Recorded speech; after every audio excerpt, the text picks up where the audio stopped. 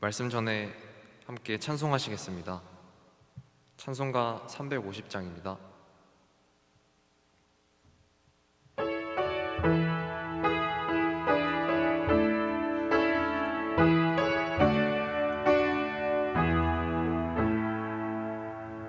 나의 죄를 정케 하사 주의 일꾼 삼으신 구세주의 넓은 사랑 항상 찬송합니다. 나를 일꾼 삼으신 주 크신 능력 주시어 언제든지 주 뜻대로 사용하여 주옵소서.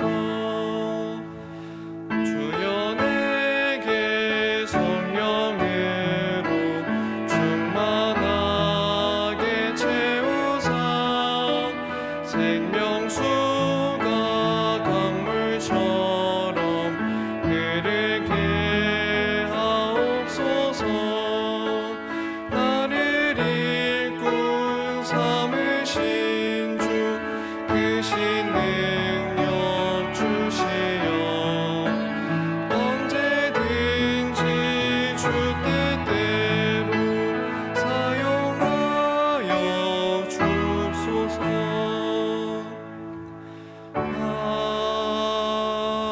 아멘. 네, 이상 찬양 시간 마치겠습니다. 전국에 계신 형제 자매님들 안녕하세요. 지금은 테마 설교 시간입니다. 이번 33기 사무엘학교는 총 5개의 주제로 테마 설교가 진행되고 있는데요. 지금 함께하고 계시는 주제는 마태복음 10장을 통해 본 전도 지침입니다. 말씀을 시작하기 앞서서 말씀에 더욱 집중하기 위해 현재 가지고 계신 핸드폰을 꺼내주셔서 전원을 꺼주시면 감사하겠습니다. 오늘 말씀을 대언해 주실 강사님은 서울중앙교회에서 심우하고 계시는 송정훈 목사님이십니다. 그럼 목사님 기도로 말씀 시작하도록 하겠습니다. 같이 기도하시겠습니다. 자비하신 아버지 하나님 감사를 드립니다. 무엇보다 저 영혼을 주님의 보혈로 구원해 주시고 주님의 또한 몸된 교회 가운데 교제할 수 있도록 도와주신 감사드립니다. 또 비록 코로나19로 많은 사람들이 어려움을 겪는 가운데서도 저희들을 지켜주시고 또 이렇게 사무엘 학교를 참여해서 주님의 말씀을 더 깊이 배우며 복음을 전하는 자로서 준비될 수 있는 또 귀한 기회를 허락해 주신 감사드립니다.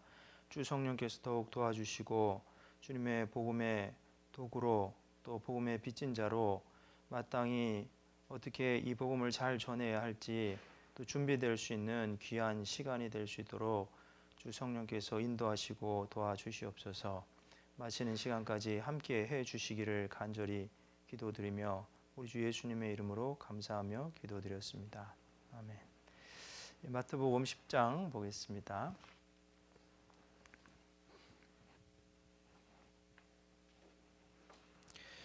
마태복음 10장 1절부터 보겠습니다.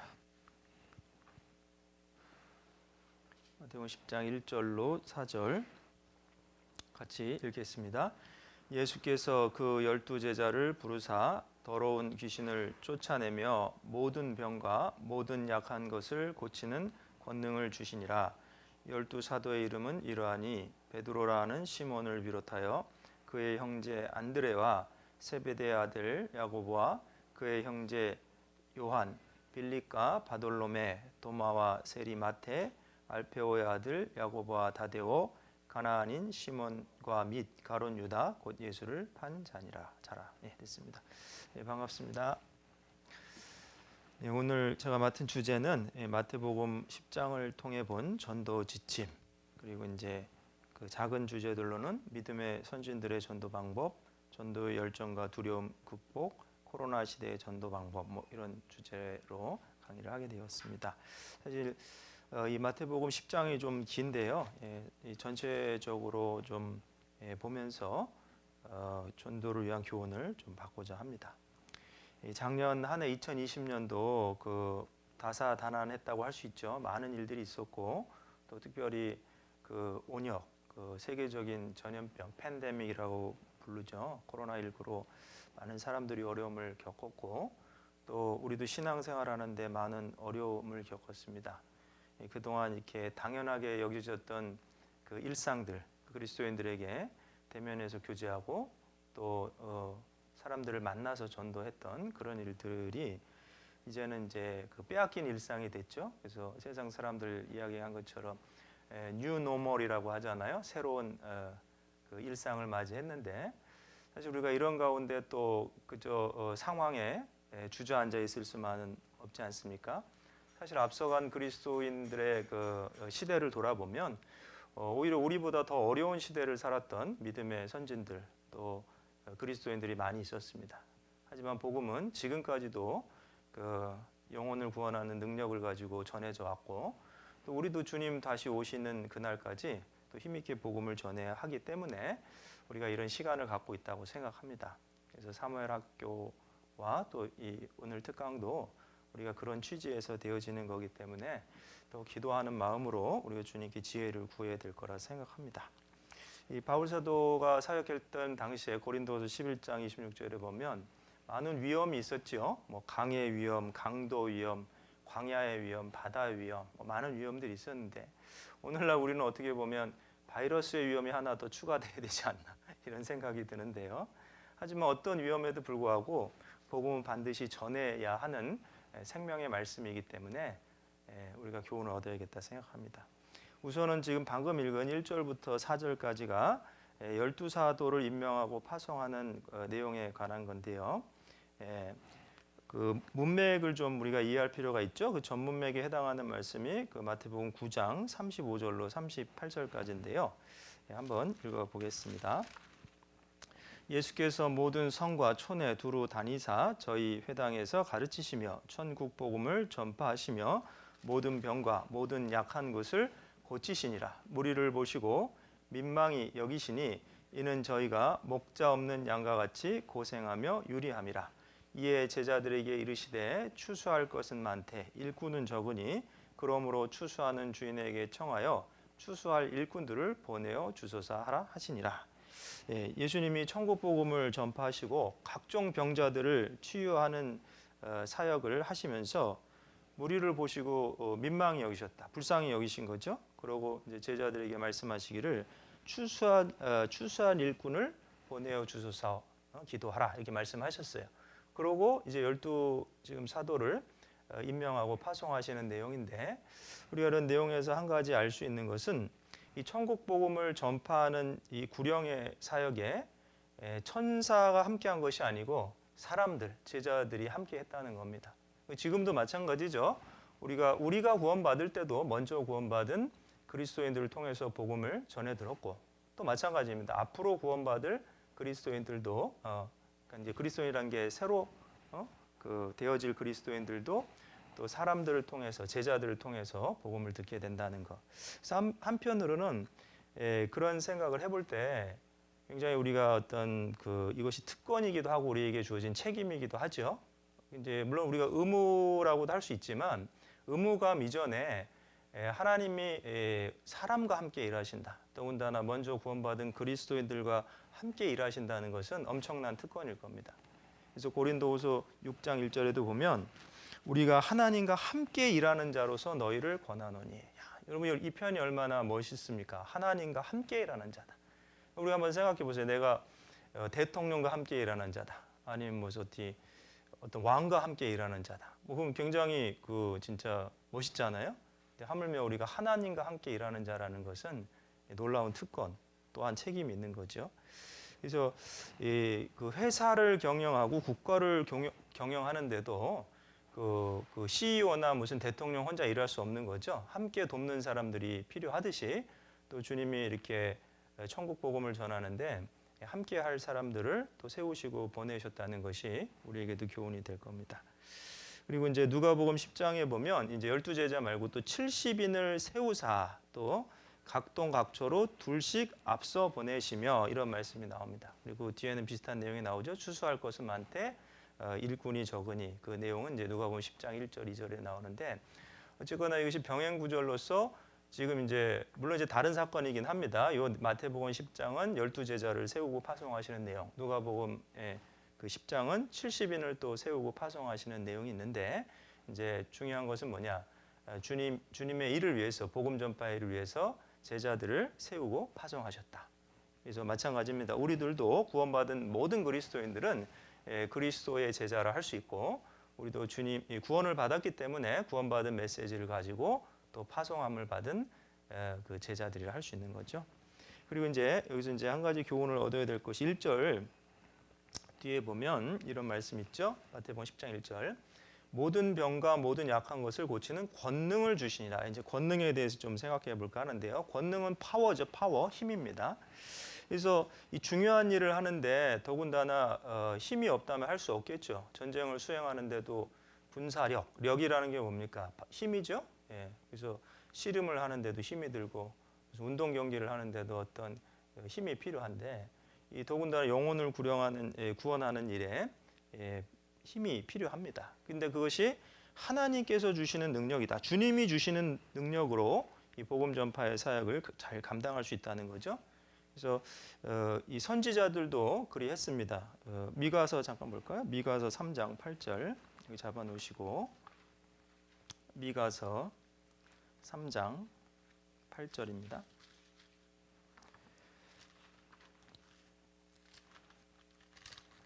미가서 3장 8절.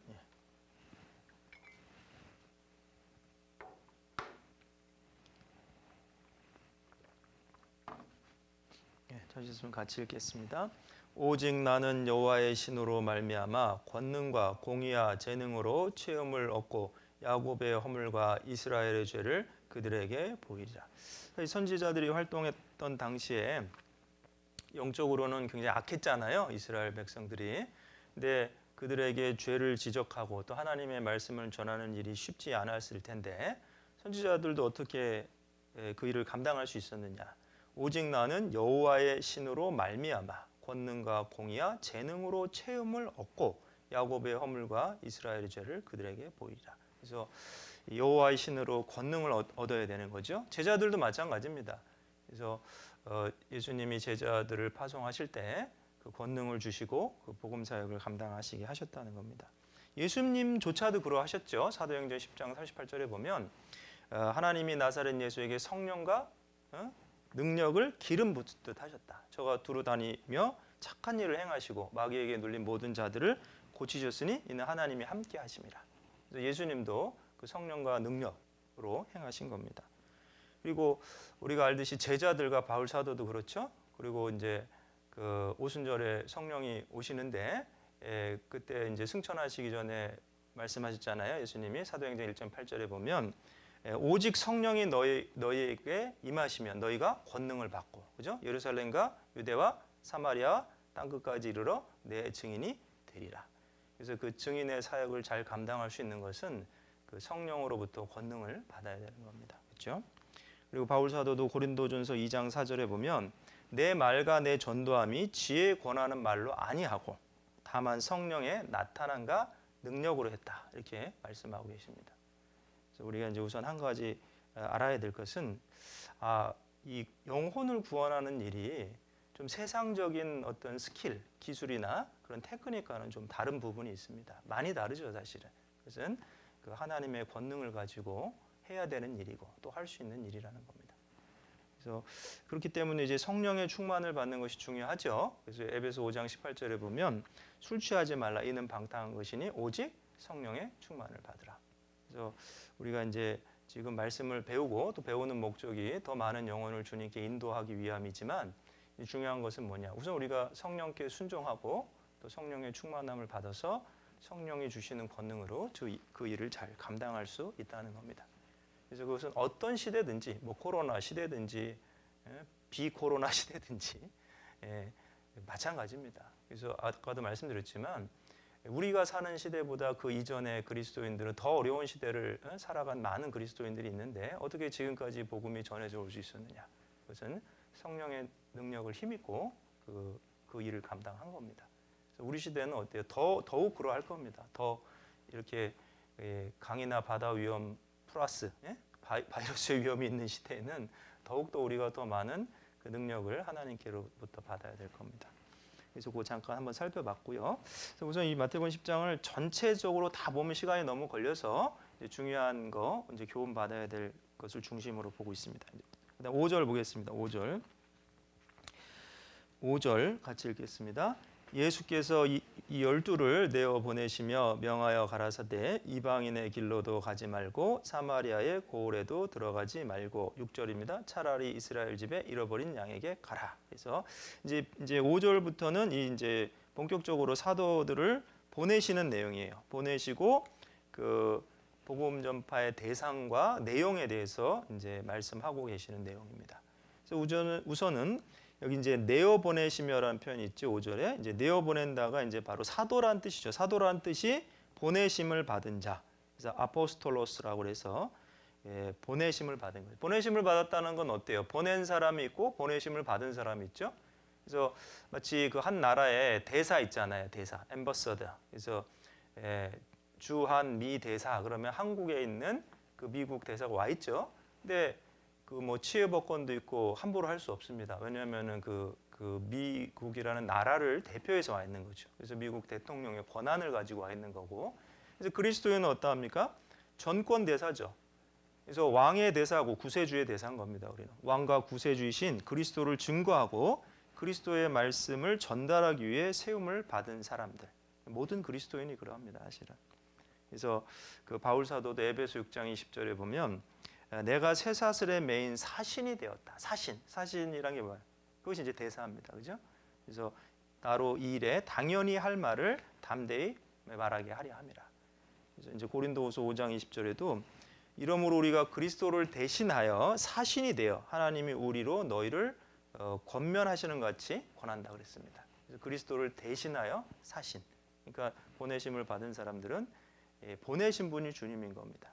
그래서 아까도 말씀드렸지만 그렇기 때문에 우리가 책임도 있지만 어때요? 그 프리빌리지, 특권이 있는 겁니다. 자부심도 있는 거죠. 그래서 그리고 주님도 보내심을 받았죠. 요한복음 20장 한번 보겠습니다. 요한복음 20장 21절. 요한복음 20장 21절입니다. 요한복음 20장 21절 같이 읽겠습니다. 예수께서 또 가라사대 너희에게 평강이 있을지어다. 아버지께서 나를 보내신 것 같이 나도 너희를 보내노라. 그래요. 부활하신 주님이 제자들에게 하신 말씀인데 아버지께서 나를 보내신 것 같이 나도 너희를 보낸다. 그러니까 예수님도 어째요? 하나님의 보내심을 받고 오신 거죠. 물론 예수님이 하나님이시죠. 근데 성자의 신분을 갖고 이 땅에 오셨어요. 그래서 그 하나님 아버지의 뜻을 온전히 이루시는 일을 하신 거죠. 그것이 죄인을 구원하는 일이셨고, 그래서 이제 그렇게 또 나도 너희를 보낸다. 그러면 이제 주님이 오신 목적이 있잖아요. 이제 보내심을 받은 사람은 어째요? 보낸 분의 그 뜻과 목적을 바로 이해해야 되는 겁니다. 그럼 주님이 오신 목적이 무엇입니까? 요한복음 10장 10절에 보면 도적이 오는 것은 도적질하고 죽이고 멸망시키려는 것뿐이요. 내가 온 것은 양으로 생명을 얻게 하고 더 풍성히 얻게 하려 합니다. 그럼 이제 거기도 순서가 있습니다. 우선 어때요? 생명을 얻어야 더 풍성한 생명이 뭔지 아는 거죠. 생명이 아예 없는데 풍성한 생명에 대해서 가르친다고 이해가 되겠습니까? 마치 오늘날에 어떤 구원받지 않은 기독교인이 구원을 안 받았는데 신앙생활 어떻게 해야 된다고 가르치는 것이 무슨 의미가 있겠어요? 그래서 보내심을 받은 제자들은 주님이 양으로 생명을 얻게 하고 더 풍성히 얻게 하려는 목적으로 오신 것처럼 우리도 분명한 우선순위가 있습니다.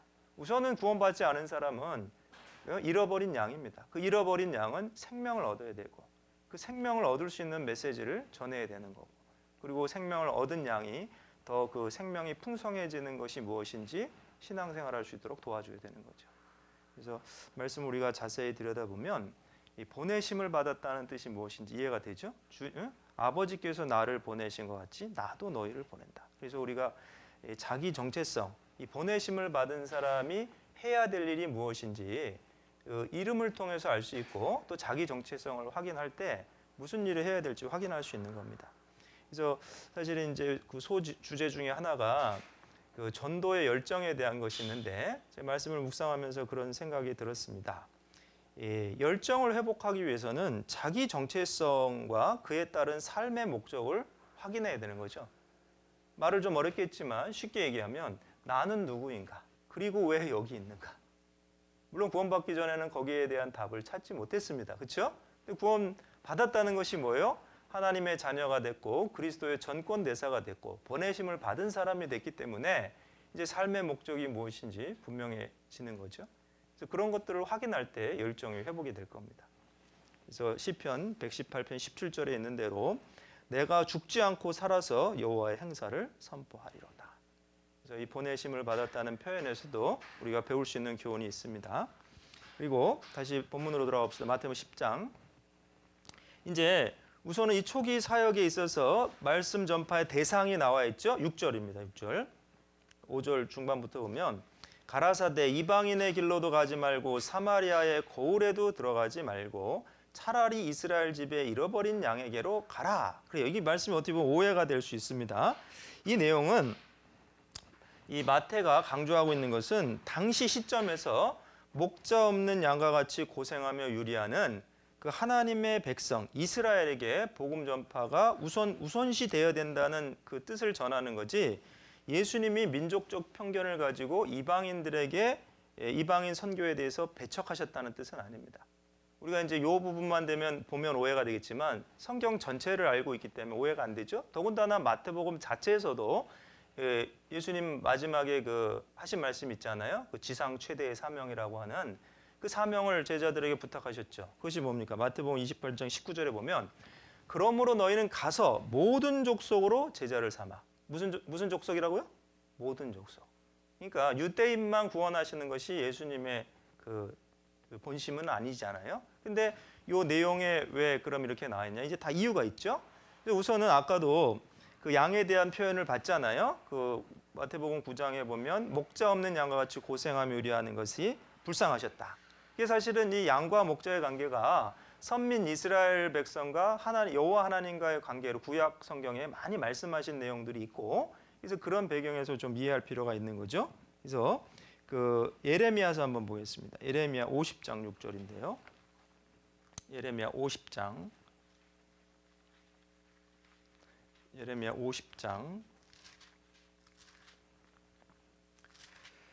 6절 같이 읽겠습니다. 내 백성은 잃어버린 양떼로다. 그 목자들이 그들을 곁길로 가게 하여 산으로 돌이키게 하였으므로 그들이 산에서 작은 산으로 돌아다니며 쉴 곳을 잊었도다. 그러니까 내 백성이 잃어버린 양떼. 그래서 아까 마태복음 9장에도 목자 없는 양과 같이 고생하며 유리한다. 이제 예수님이 이제 이런 구약의 말씀들이 생각이 나신 거죠. 그래서 이제 잃어버린 양을 찾으시길 원하는 거죠. 에스겔서도 한번 볼까요? 에스겔서 34장 11절입니다. 에스겔서 34장 11절 12절 에스겔서 34장 11절 12절 같이 읽겠습니다. 나 주 여호와가 말하노라. 나 곧 내가 내 양을 찾고 찾되 목자가 양 가운데 있는 날에 양이 흩어졌으면 그 때를 찾는 것 같이 내가 내 양을 찾아서 흐리고 캄캄한 날에 그 흩어진 곳에서 그것들을 건져낼지라. 그래요. 그래서 우선은 이스라엘 집에 잃어버린 양에게 먼저 가라고 하신 이유는 뭐냐? 우선 두 가지로 생각해 볼 수 있는데, 한 가지는 복음의 효과적인 전파를 위해서죠. 여러분 한번 생각해 보십시오. 12제자면 적은 숫자죠. 전쟁을 한다고 생각하면 적은 병사로 짧은 시간 안에 성공적인 작전을 해야 되는데, 그러면 어째요? 우선은 이스라엘 민족은 어떻습니까? 약속 있죠.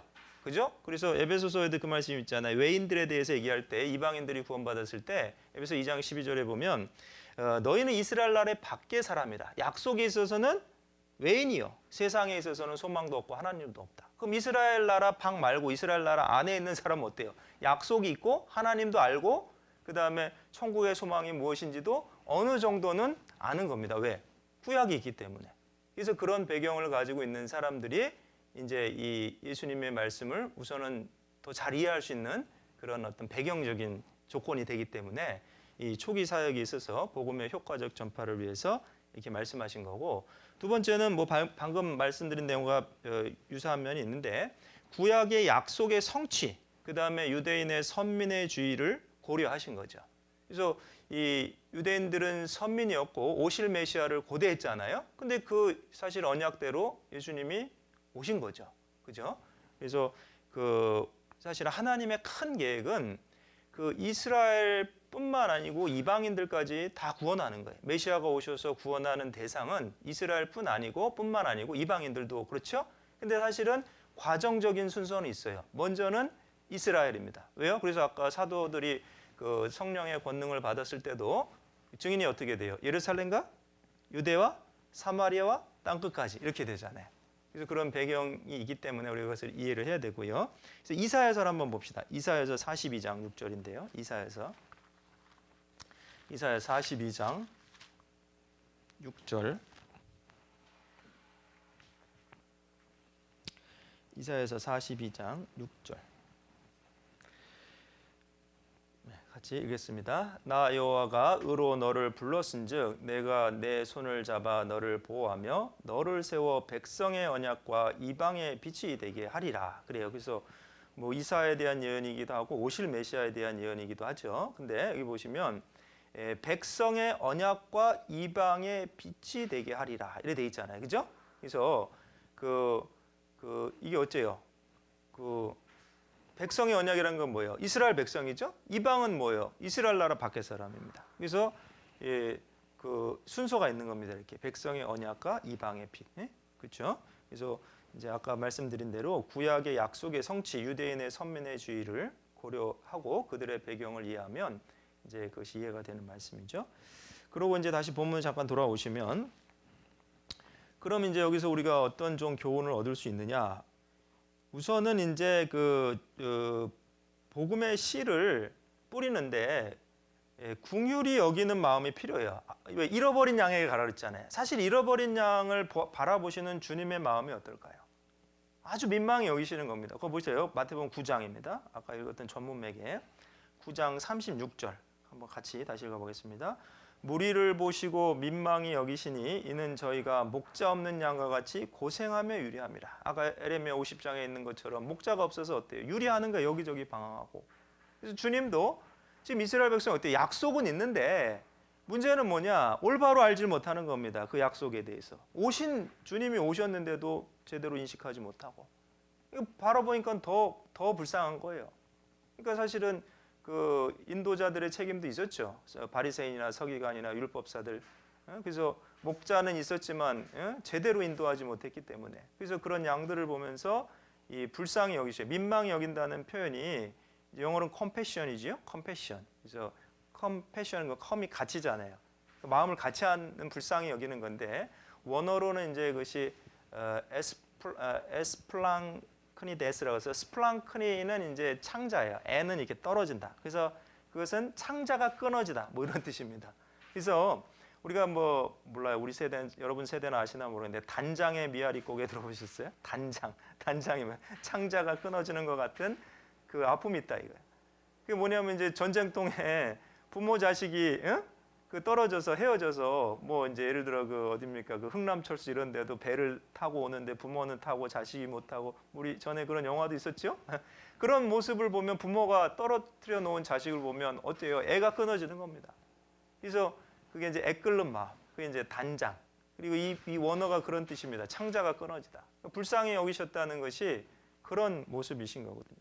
그래서 지금 이스라엘의 잃어버린 양에게 가라. 그게 무슨 뜻이에요? 잃어버렸다는 표현을 우리가 집중해 보시면 주님의 마음이 어떤지 이해할 수 있죠. 긍휼히 여기시는 마음이에요. 그래서 우리도 사실은 복음 전파의 근간이 되는 마음은 하나님의 긍휼입니다.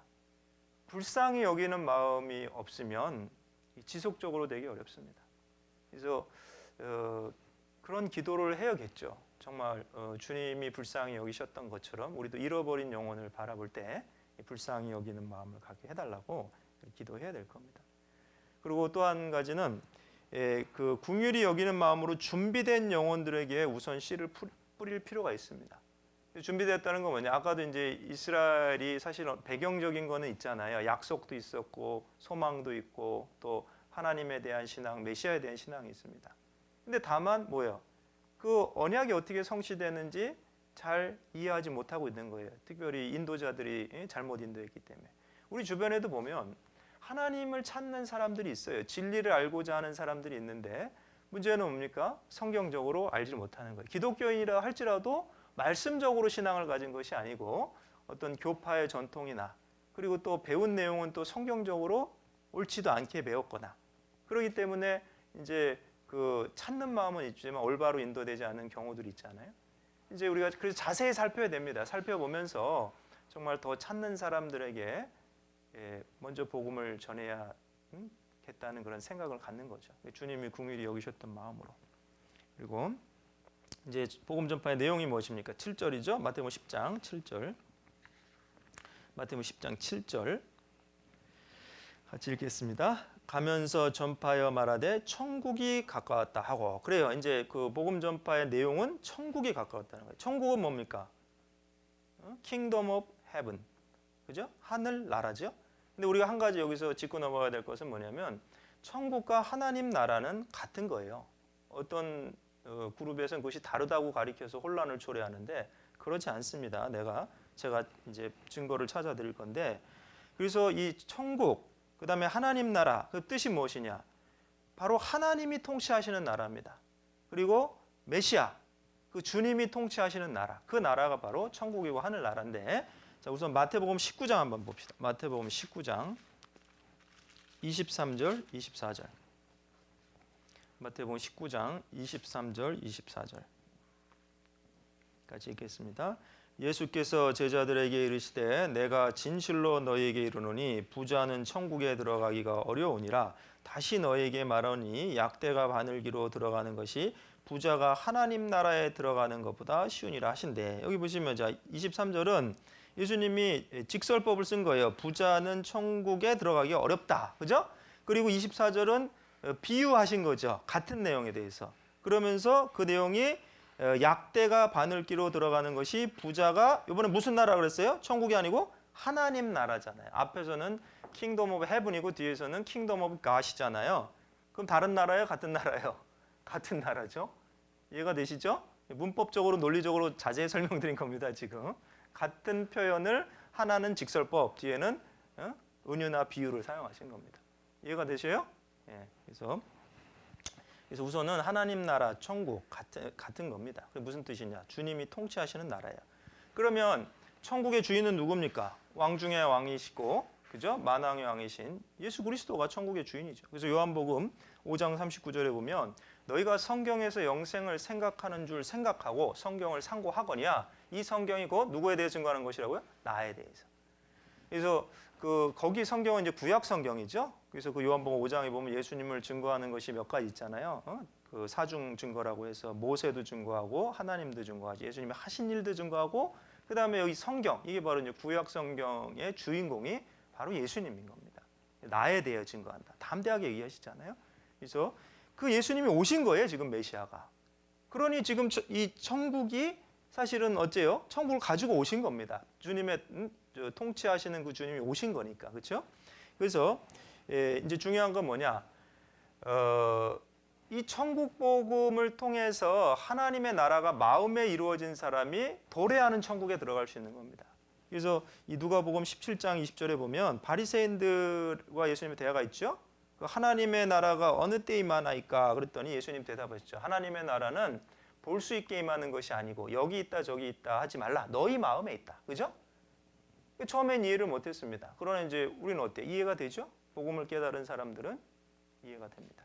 그래서 마음에 이 하나님의 나라가 이루어진 사람들이 도래하는 하나님의 나라에 들어갈 수 있는 거죠. 그리고 이 메시지는 세례 요한의 메시지와 예수님의 메시지이기도 하죠. 마태복음 3장 2절에 보면 회개하라 천국이 가까웠느니라. 이 세례 요한의 메시지죠. 그리고 예수님의 메시지도 마태복음 4장 17절에 보면 비로소 예수께서 전파하여 가라사대 회개하라 천국이 가까웠느니라 하시니라. 그래서 같은 메시지입니다. 지금. 그래서 우리가 이제 기억해야 될 건 뭐냐? 지금 제자들도 전했던 메시지가 이거죠. 그래서 가면서 뭐라고 말했습니까? 천국이 가까웠다. 그래서 우리가 알아야 될 것은 이 천국이 가까웠다는 것은 또한 반대로 생각하면 심판이 가까운 거예요. 여러분 그렇죠? 왜냐? 주님이 다시 도래하시면 이제 우리가 아는 대로 그 성경의 그 역사적인 흐름이 다 지나고 주님이 그 공중 재림, 지상 재림 다 지나면 어때요? 천년왕국이 이루어지고 그 다음에 이제 영원한 천국이 펼쳐지는데, 근데 어쩌습니까? 그 심판대 앞에서 그 주님이 다시 오심은 구원받은 사람들에게는 축복이지만 구원받지 않은 사람들에게는 심판이잖아요. 천국이 가까웠다는 것은 심판이 가까웠다는 역설적으로 또 그런 뜻인 겁니다. 그래서 마태복음 25장 46절에 보면 저희는 영벌에 의인들은 영생에 들어가리라. 그래서 그 역사의 종말에는 이제 더 이상의 기회도 없는 거예요. 두 가지 분명한 운명으로 갈라지는 거죠. 그래서 생명의 부활이 있고 심판의 부활이 있고. 그래서 이 우리가 주의 길을 예비했던 세례 요한이나 주님 자신이 전했던 메시지가, 또 제자들이 전했던 메시지가 천국이 가까웠다. 그 얘기는 또 심판이 가까웠다. 그래서 우리가 잘 아는 내용이 마태복음 20장 14절에 보면 이 천국 복음이 모든 민족에게 증거되기 위하여 온 세상에 전파되리니 그제야 끝이 오리라. 거기 천국 복음을 얘기하시면서 끝에 대한 얘기를 하신 거예요. 그러니까 우리가 전해야 될 메시지도요, 이 심판이 있다는 걸 얘기를 해야 됩니다. 이건 동전의 양면과 같은 거예요. 근데 마치 잘못된 건 뭐냐? 윌리엄 부드도 그런 얘기를 했죠. 21세기의 기독교 가운데 잘못된 메시지가 전해질 거다. 그것 중에 하나가 뭐라고요? 지옥이 없는 천국, 거듭남이 없는 구원. 잘못된 메시지가 전해질 거라고 그랬잖아요. 사람들은 귀에 듣기 좋은 메시지만 들으려고 합니다. 사실은 그렇게 복음을 전했다가는 복음이 되지 않죠. 복음은 무엇입니까? 복음은 죄인에게 임하는 하나님의 은혜예요. 자기가 죄인인 줄 알아야 되고 지옥 갈 운명이라는 걸 알아야지 복음이 역사하는 거예요, 마음에. 근데 그 심판은 빼놓고 복음만 얘기한다면 뭐 제대로 역사하지 않겠죠. 그래서 성경적인 메시지가 그리합니다. 히브리서 9장 27절에 한 번 죽는 것은 사람에게 정하신 것이요 그 후에는 심판이 있으리라.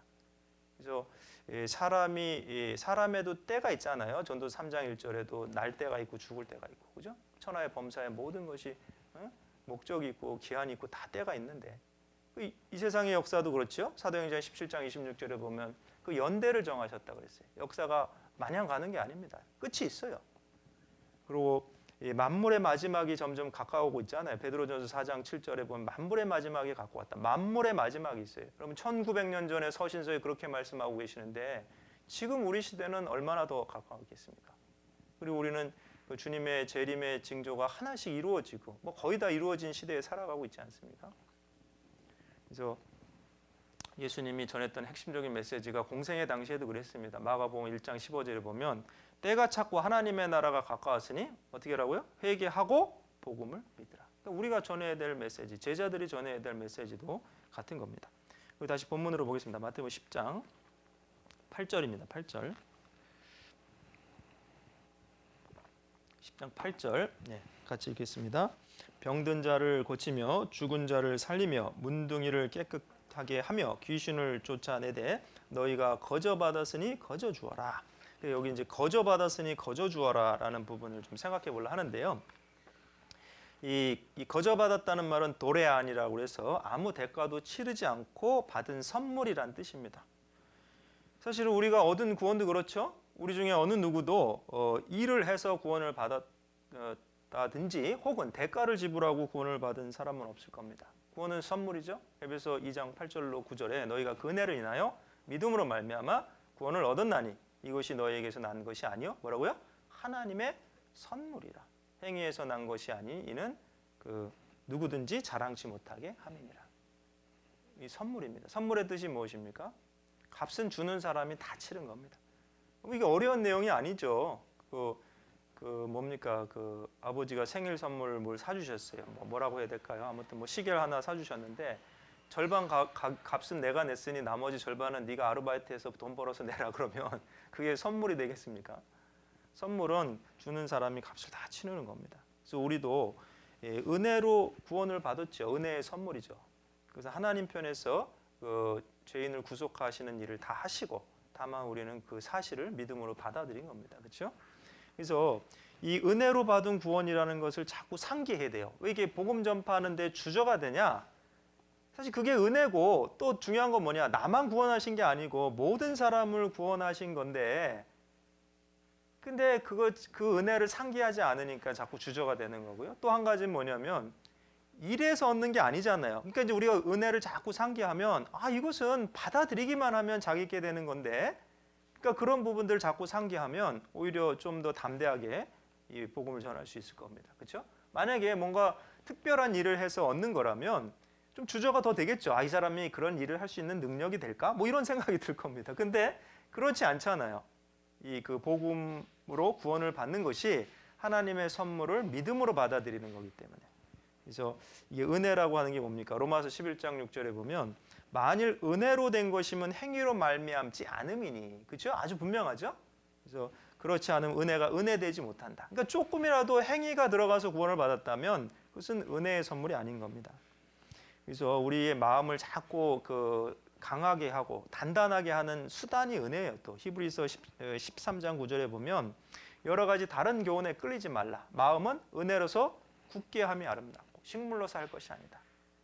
식물이라는 건 뭐예요? 그게 이제 세레모니얼 푸드라 그래서 이제 유대인 그 그리스도인들 가운데, 기독교인들 가운데 유대의 배경을 가진 그 그리스도인들이 다툼이 있었잖아요. 뭔 먹어야 되고 뭔 먹지 말아야 되고, 그런 식물이나 제도로서 마음이 이렇게 굳세게 되는 게 아니다. 마음은 은혜로서 굳세지는 겁니다. 그래서 우리가 신앙생활 할 때도 우리가 지금 비록 전도에 대한 어떤 교훈을 받고 있지만 사실은 다른 부분이 다 마찬가지 연결된 겁니다. 말씀, 기도, 교제, 전도 이게 연결된 건데, 전도할 수 있는 어떤 마음과 힘도 내 마음이 은혜로서 자꾸 단단해지고 풍성해지고 이래야지 생기는 거죠. 뭐 의무감만 딱 갖고 있어서 전도해야지 이런다고 되어지는 게 아니죠.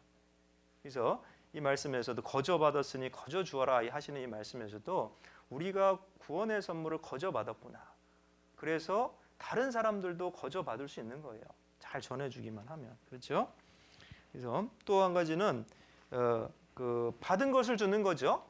그럼 받았는지 안 받았는지 잘 생각해 봐야 되는 겁니다.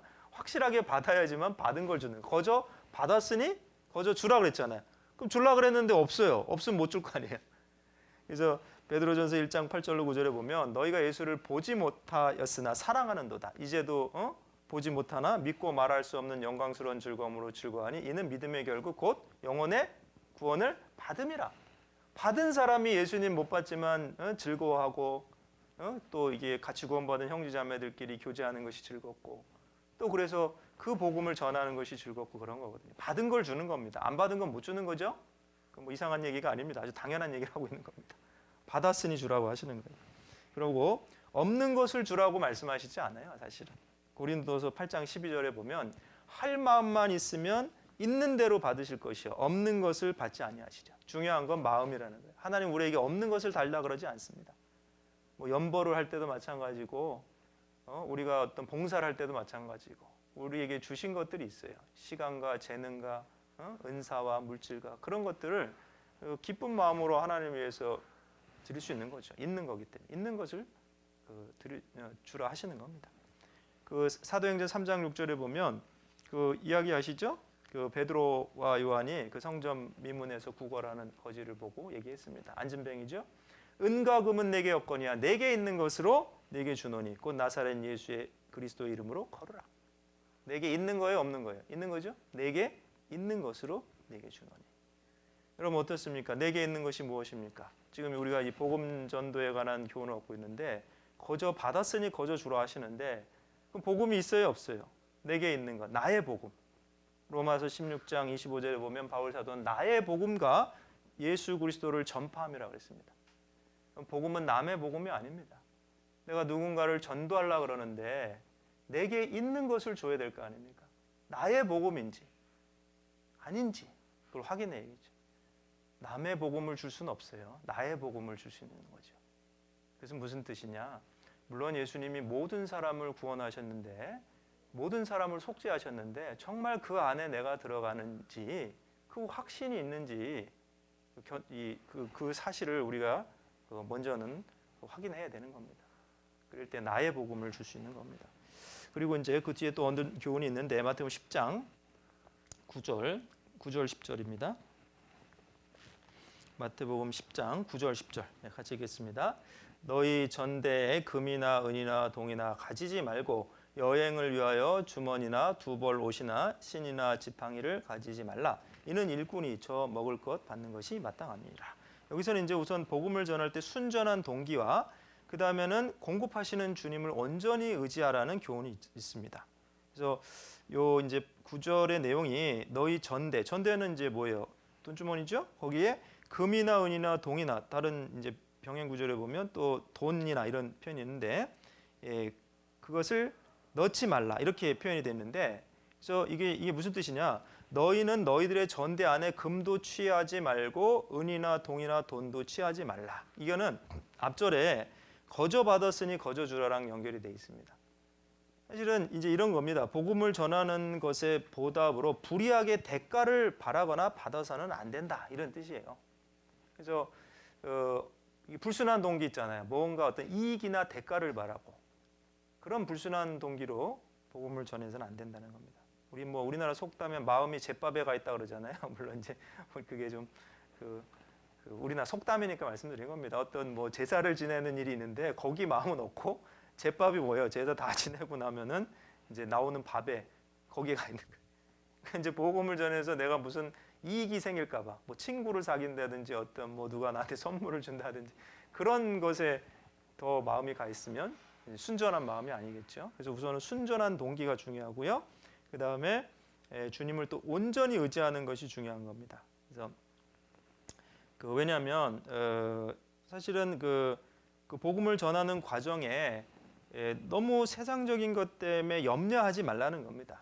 그래서 그 마태복음 6장에 보면 여러분 아시죠? 그 30절 이하에 보면 그 들풀에 대한 비유하시면서 오늘 있다가 내일 아궁이에 던지는 들풀도 하나님이 이렇게 입히시거든. 하물며 너일까 보냐 믿음이 적은 자들아. 그러시면서 그러므로 염려하여 이르기를 무엇을 먹을까 무엇을 마실까 무엇을 입을까 염려하여 이르기를 하지 말라. 그러니까 사실은 뭐 입지 말라는 뜻이 아니죠. 우리 말씀을 오해하시는 분들이 많은데 우리는 몸을 갖고 살아가기 때문에 먹어야 살고 입어야 사는데 먹지 말라 입지 말라가 아니고 염려하여 이르기를 무엇을 마실까 무엇을 입을까 하지 말라 이렇게 얘기하신 거죠. 그러니까 염려가 그것이 그 어떤 신앙적인 것이 아니라는 걸 얘기하신 거예요. 그러면서 마태복음 6장 32절 33절 이렇게 돼 있죠.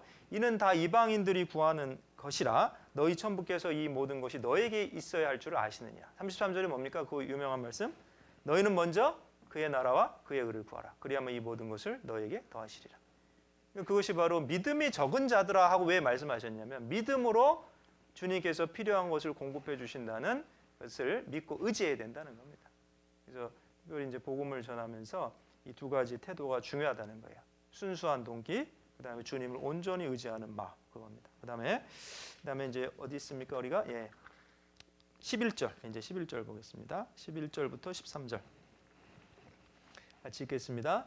아무 성이나 촌에 들어가든지 그 중에 합당한 자를 찾아내어 너희 떠나기까지 거기 머물라. 또 그 집이 들어가면서 평안하기를 빌라. 그 집이 이에 합당하면 너희 빈 평안이 거기 임할 것이요 만일 합당치 아니하면 그 평안이 너에게 돌아올 것이니라. 이 말씀도 사실은 많은 교훈이 있습니다. 지금 우선은 합당한 자를 찾아내라는 거예요. 합당하다는 게 이제 그 원은 악시오스라 그래서 저울에 달아서 수평이 맞다 뭐 이런 뜻인데, 근데 이제 여기 마음이 합당하다는 건 뭐냐? 복음이 너무 귀한 말씀인데 그 말씀에 마음이 합당해야 돼요. 진리를 찾고 그것을 귀하게 여기는 사람들을 찾아내라는 겁니다. 그래서 사실은 하나님도요, 온전한 마음으로 하나님의 말씀을 듣고 순종할 수 있는 사람을 역사상에 찾으셨잖아요. 그렇게 해서 다윗이라는 사람이 사도행전 13장 22절에 보면 다윗을 만나니 내 마음에 합한 사람이라 내 뜻을 다 이루게 하리라. 하나님 다윗을 만나신 거예요, 사실은. 물론 이제 선지자를 통해 만났지만 하나님은 찾으셨고 다윗을 만나니 내 마음에 합한 사람이라. 그래서 그 합한 사람을 통해서 뜻을 이루어 가시는 겁니다. 그리고 시편도 한번 볼까요? 시편 101편 6절입니다. 시편 101편 6절. 시편 101편 6절입니다. 같이 읽겠습니다. 내 눈이 이 땅에 충성된 자를 살펴 나와 함께 거하게 하리니 완전한 길에 행하는 자가 나를 수종하리라. 그래요. 그래서 내 눈이 이 땅에 충성된 자를 살피시잖아요. 그러니까 찾고 계신다는 뜻입니다. 그래서 하나님도 그 합당한 자를 찾으셨죠. 그래서 우리도 이제 물론 제자들도요. 그리고 이제 우리가 사도행전을 쭉 보면은요, 정말 이렇게 전도했습니다. 이 사도들이. 그래서 우리가 믿음의 선진들의 전도 방법, 뭐 그거를 뭐 우리가 어디서 보겠어요? 사실 성경에서 봐야겠죠. 주로 이제 신약 시대는 사도행전에서 보면 자세히 나오는데, 그 이 초대교회의 거점이 된 가정들이 있습니다. 그 가정들이 그 말씀을 받기에 합당했던 거예요. 그래서 바울 사도는 거기 합당한 자의 집에 어느 정도 머물면서 또 복음을 전하고 그 가정들이 거점이 된 거죠. 근데 이제 그러한 과정은 사실 저도 이제 인도의 선교사로 약 10년 정도 있었어요. 9년 7개월. 그리고 뭐 단기 선교도 몇 군데 갔었는데, 우리나라 지역 교회든 해외 선교든 이 공통점이 있습니다. 이게 교회가 시작되는 데는 그런 합당한 가정들이 있어요. 정말 말씀을 찾는 사람들, 진리를 찾고 그래서 복음을 듣고 감사해서 자원해서 가정을 개방하고, 그게 공통점이에요. 지역 교회든 뭐 국내든 해외든. 그래서 그런 모습을 보면서도요, 아 정말 우리 교회가 이 성경적으로 복음을 전하고 있고 하나님의 함께하심으로 지금 이렇게 그 말씀이 흥왕해지고 있구나, 그런 생각을 하게 됩니다. 그래서 이제 바울과 그 함께 동역했던 그 초대교회 거점했던 가정 중에 하나는 빌립보 교회 우선 루디아죠. 사도행전 16장 한번 보겠습니다. 사도행전 16장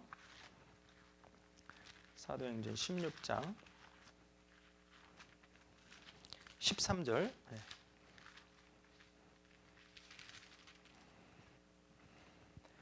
사도행전 16장 13절로 15절까지입니다. 같이 읽어보겠습니다. 안식일에 우리가 기도처가 있는가 하여 문 밖 강가에 나가 거기에 앉아서 모인 여자들에게 말하더니 두아디라 성의 자주장사로서 하나님을 공경하는 루디아라 하는 한 여자가 들었는데 주께서 그 마음을 열어 바울의 말을 청종하게 하신지라. 저와 그 집이 다 세례를 받고 우리에게 청하여 가로되 만일 나를 주 믿는 자로 알거든 내 집에 들어와 유하라 하고 강권하여 있게 하니라. 그래요. 지금 빌립보 성의 그 두아디라 성에, 빌립보 지역이죠. 빌립보 지역의 두아디라 성에 자주장사 뭐예요? 자주 옷감 파는, 자주색 옷감, 퍼플 컬러. 그 루디아라고 하는 여자가 말씀을 잘 들어 청종한 겁니다. 청종, 그죠? 그러고는 어째요? 믿음을 갖고 나를 주 믿는 자로 알거든 내 집에 들어와 유하라. 그렇죠? 가정을 개방한 겁니다. 그래서 거기서 얼마간 머물면서 또 복음을 전하게 됐죠. 그리고 이 또 브리스길라 아굴라도 아주 그렇게 귀하게 쓰임 받았습니다. 사도행전 18장 1절로 3절. 사도행전 18장입니다.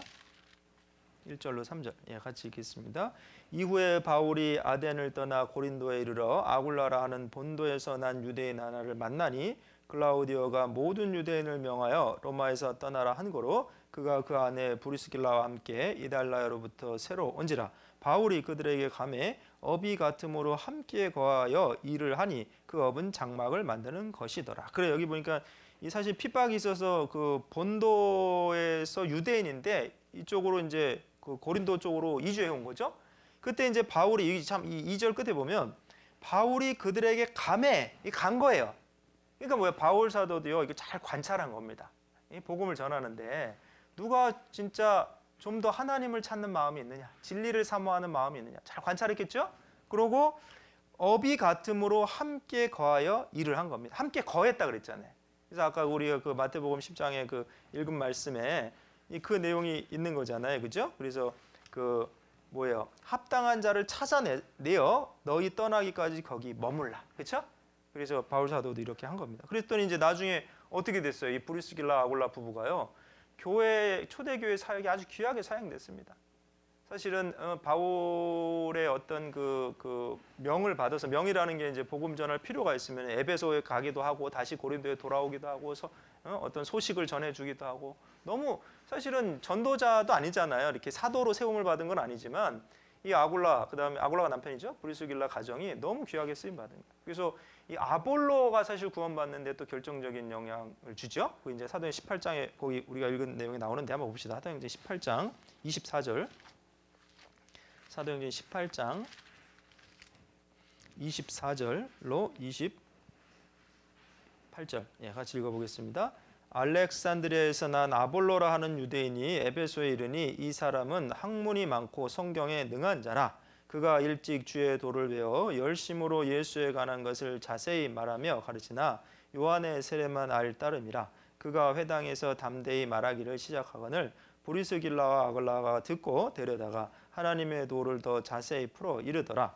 아볼로가 아가야로 건너가고자 하니 형제들이 저를 장려하며 제자들에게 편지하여 영접하라 하였더니 저가 감의 은혜로 말미암아 믿는 자들의 많은 유익을 주니 이는 성경으로서 예수는 그리스도라 증거하여 공중 앞에서 유력하게 유대인의 말을 이김일러라.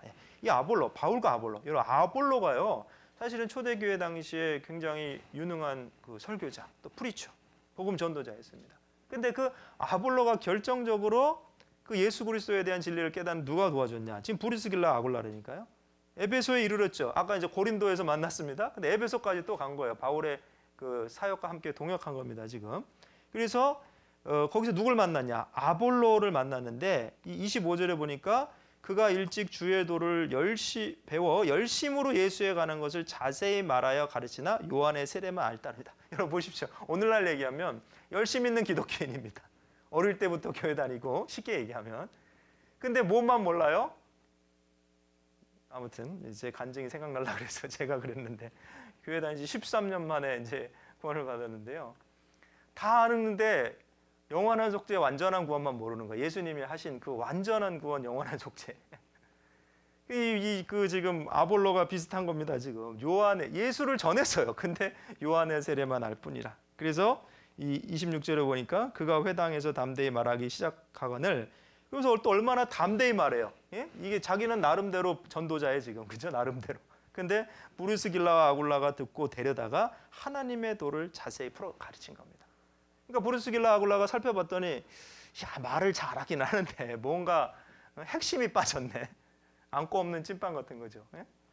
그래서 데려다가 가르친 거죠. 그랬더니 나중에 어떻게 되죠? 정말 교회에 큰 유익이 됐습니다. 거기 나오는 대로 27절에 보면 끝에 저가 감의 은혜로 말미암아 믿은 자들에게 많은 유익을 주니 교회에 많은 유익을 주었죠. 그리고 28절에 보면 이는 성경으로서 예수는 그리스도라 증거하여 공중 앞에서 유력하게 유대인의 말을 이깁니다. 야, 그러니까 이 유대인의 말을 유력하게 이겼다는 거는 말씀 잘 전한 겁니다, 사실은. 그죠? 그래서 귀하게 쓰임 받는 전도자 됐는데 그 과정에 이 브루스길라 그다음에 아굴라 그 가정이 있었다는 거예요. 제가 무슨 말씀을 드리고 싶냐? 이렇게 합당한 자를 찾아내는 게 중요한 겁니다. 그래서 우리가 거점을 잘 찾아내야 돼. 이게 사실은 전도를 지혜롭게 해야 되는 겁니다. 그래서 가정 가운데서도 거점이 될 만한 사람이 있고 또 도시에서도 거점이 될 만한 사람이 있고 또 어떤 나라에서도 거점이 될 만한 사람들이 있어요. 합당한 자. 정말 순수한 마음으로 말씀을 듣고 진리를 찾는 사람들. 그런 사람들을 우선은 잘 찾아내야 됩니다.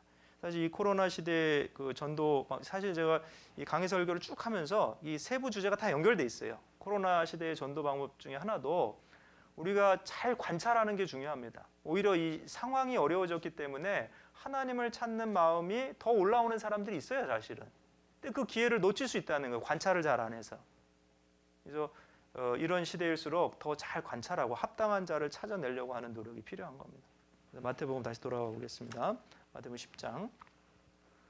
그리고 이제 합당한 자를 찾아내서 전해야 될 내용이 뭡니까? 12절이죠. 예, 12절. 12절 같이 읽겠습니다. 또 그 집에 들어가면서 평안하기를 빌라. 그래요. 이 평안 이제 여기 헬라어로 에레네인데요. 그 히브리어의 샬롬이나 똑같은 말입니다. 피스. 그죠? 그래서 샬롬 무슨 뜻입니까? 산놈 아니고 샬롬입니다. 그래서 샬롬은 평안하라, 평안하뇨. 부활하신 예수님이 처음 또 말씀하신 메시지가 너에게 평강이 있을지어다, 평안이 있을지어다 그러셨잖아요. 그래서 사실은 이 진정한 평안은 있잖아요. 악인에겐 평강이 없습니다. 이사야 57장 21절에 악인에게 평강이 없느니라. 그럼 진정한 평강은 어떻게 주느냐? 사실은 죄 사함을 통한 평강이 진정한 평강이죠. 여러분 생각해 보십시오. 궁극적으로는 결국 항상 죄 때문에 고민이 되는 겁니다. 그 죄 문제가 해결이 안 되면 죽음이 언제라도 찾아오면 불안한 거예요. 죄 문제가 해결된 사람이 구원을 받은 거고 그 사람이 평강을 얻을 수 있는 거죠. 누가복음 1장 77절입니다. 누가복음 1장 77절. 누가복음 1장 77절로 79절입니다. 같이 읽겠습니다. 주의 백성에게 그 죄 사함으로 말미암는 구원을 알게 하리니 이는 우리 하나님의 긍휼을 인함이라. 이로써 돋는 해가 위로부터 우리에게 임하여 어두움과 죽음의 그늘에 앉은 자에게 비치고 우리 발을 평강의 길로 인도하시리로다. 그래요. 여기 보시면 구원이 뭡니까? 죄 사함으로 말미암는 구원인데 78절에 보면 그것은 하나님의 긍휼을 인하며, 그러니까 이제 아까도 말씀드렸죠.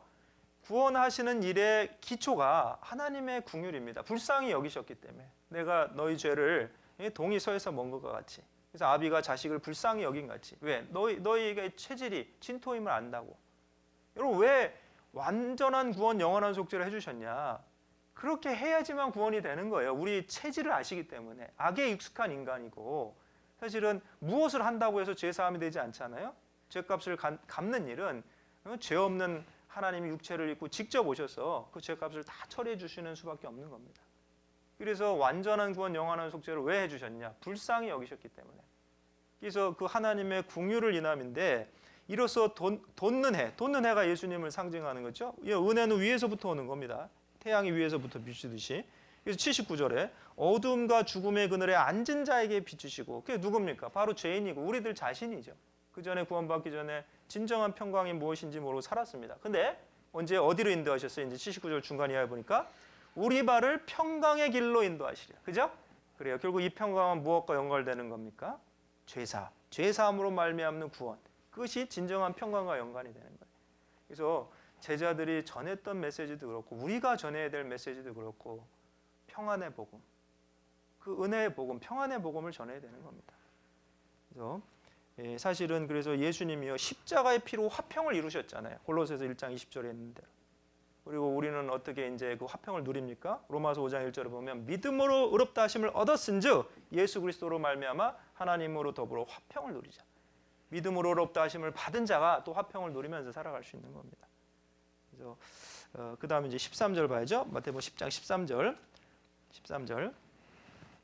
같이 읽겠습니다. 그 집이 이에 합당하면 너희 빈 평안이 거기 임할 것이요 만일 합당치 아니하면 그 평안이 너희에게 돌아올 것이다. 자, 이것도요 참 은혜가 됐습니다.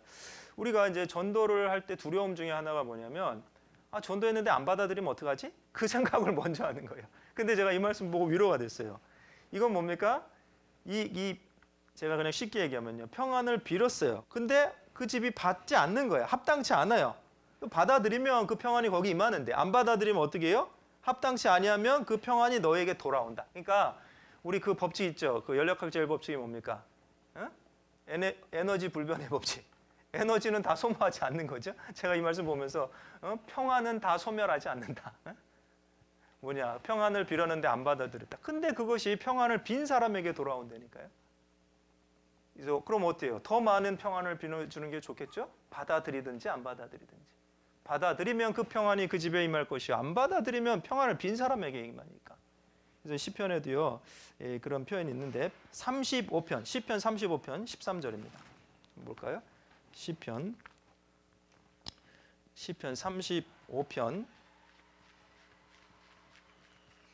13절입니다. 시편 35편 13절 같이 읽겠습니다. 나는 저희가 병들었을 때 굵은 베옷을 입으며 금식하여 내 영혼을 괴롭게 하였더니 내 기도가 내 품으로 돌아도다. 이 시편 기자는 중보기도한 겁니다. 저희가 병들었을 때 남을 위해 기도했죠. 근데 뭐 어떤 경우는 이제 징계받아 병드는 경우도 있는데, 근데 이제 모르겠어요. 어떤 이유인지는 모르겠지만 결국은 그 기도가 내 품으로 돌아온 거예요. 중보 대상자가 복을 받기에 합당치 아니하면 오히려 그 기도의 축복이 자신에게 돌아온 겁니다. 마치 부메랑 같죠? 호주 원주민들이 사냥할 때 쓰는 부메랑 아시죠? 샥 던졌는데 다시 들어온 겁니다. 싹 던져서 그 사냥감이 맞으면 이제 성공했지만 안 맞아도 다시 돌아온 거죠. 그래서 그 아까 얘기했지만 에너지 보존 법칙, The Law of Conservation of Energy, 그게 연력학 제일 법칙인데 우리는 평안의 보존 법칙이 있잖아요. 빌었는데 안 받아들였어요. 걱정하지 마십시오. 빈 사람에게 돌아오는 겁니다. 그 왜 그럴까? 제가 묵상을 해봤습니다. 이 말씀 무슨 뜻일까? 근데 이런 거죠. 전도자에게 주님의 평안과 축복을 더욱 받을 기회가 됐다는 것은 사실 우리가 전도하면 할수록 무엇을 알게 됩니까? 하나님의 마음을 더 이해하게 되죠. 그러면서 주님과 더 가까워지는 거예요. 주님의 마음을 더 이해하고 주를 더욱 의지하고 주의 일에 더욱 힘쓰는 그런 태도를 갖게 되잖아요. 그래서 시편 73편 28절에 하나님께 가까이함이 내게 복이라. 내가 주 여호와를 피난처로 삼아 주의 모든 행사를 선포하리로다. 하나님께 가까이하는 게 누구에게 복입니까? 나의 복이고. 그래서 그 사람이 더 주의 행사를 선포하게 되고, 그리고 또 어째요? 또 구원받은 사람들이 더 많이 생긴다면 어째요? 많은 사람을 옳은 대로 인도하는 자는 하늘의 별과 같이 영원토록 빛이다. 다니엘서에 있는 대로. 또 상급이 더 많아질 거고. 그래서 어찌 됐든지 자기에게 복입니다. 그래서 그 평안을 빈 그 사람에게 다시 평안이 돌아온다고 말씀하시는 겁니다. 그리고 마태복음 10장 다시 돌아오겠습니다. 10장 14절 15절입니다. 마태복음 10장 14절 15절 같이 읽겠습니다. 누구든지 너희를 영접도 아니하고 너희 말을 듣지도 아니하거든 그 집이나 성에서 나가 너희 발에 먼지를 떨어버리라. 내가 진실로 너에게 이르노니 심판날에 소돔과 고모라 땅이 그 성보다 견디기 쉬우니라. 이 내용은 이제 그 영접하지 않는 마을이나 사람이 받을 심판에 대한 거죠. 그래서 발에 먼지를 떤다는 건 뭐냐? 경건한 유대인들이 이제 여행을 하고 돌아올 때요, 이교도 지역을 이제 통과했다면 이제 거기 본국에 돌아오기 전에 흙을 묻혀 돌아오지 않도록 그 발에 먼지를 떤다는 거예요. 근데 이 내용은 뭐냐? 지금 복음으로 인한 평안을 받아들이지 않은 유대인들은 마치 이방인과 같이 취급받는다는 겁니다.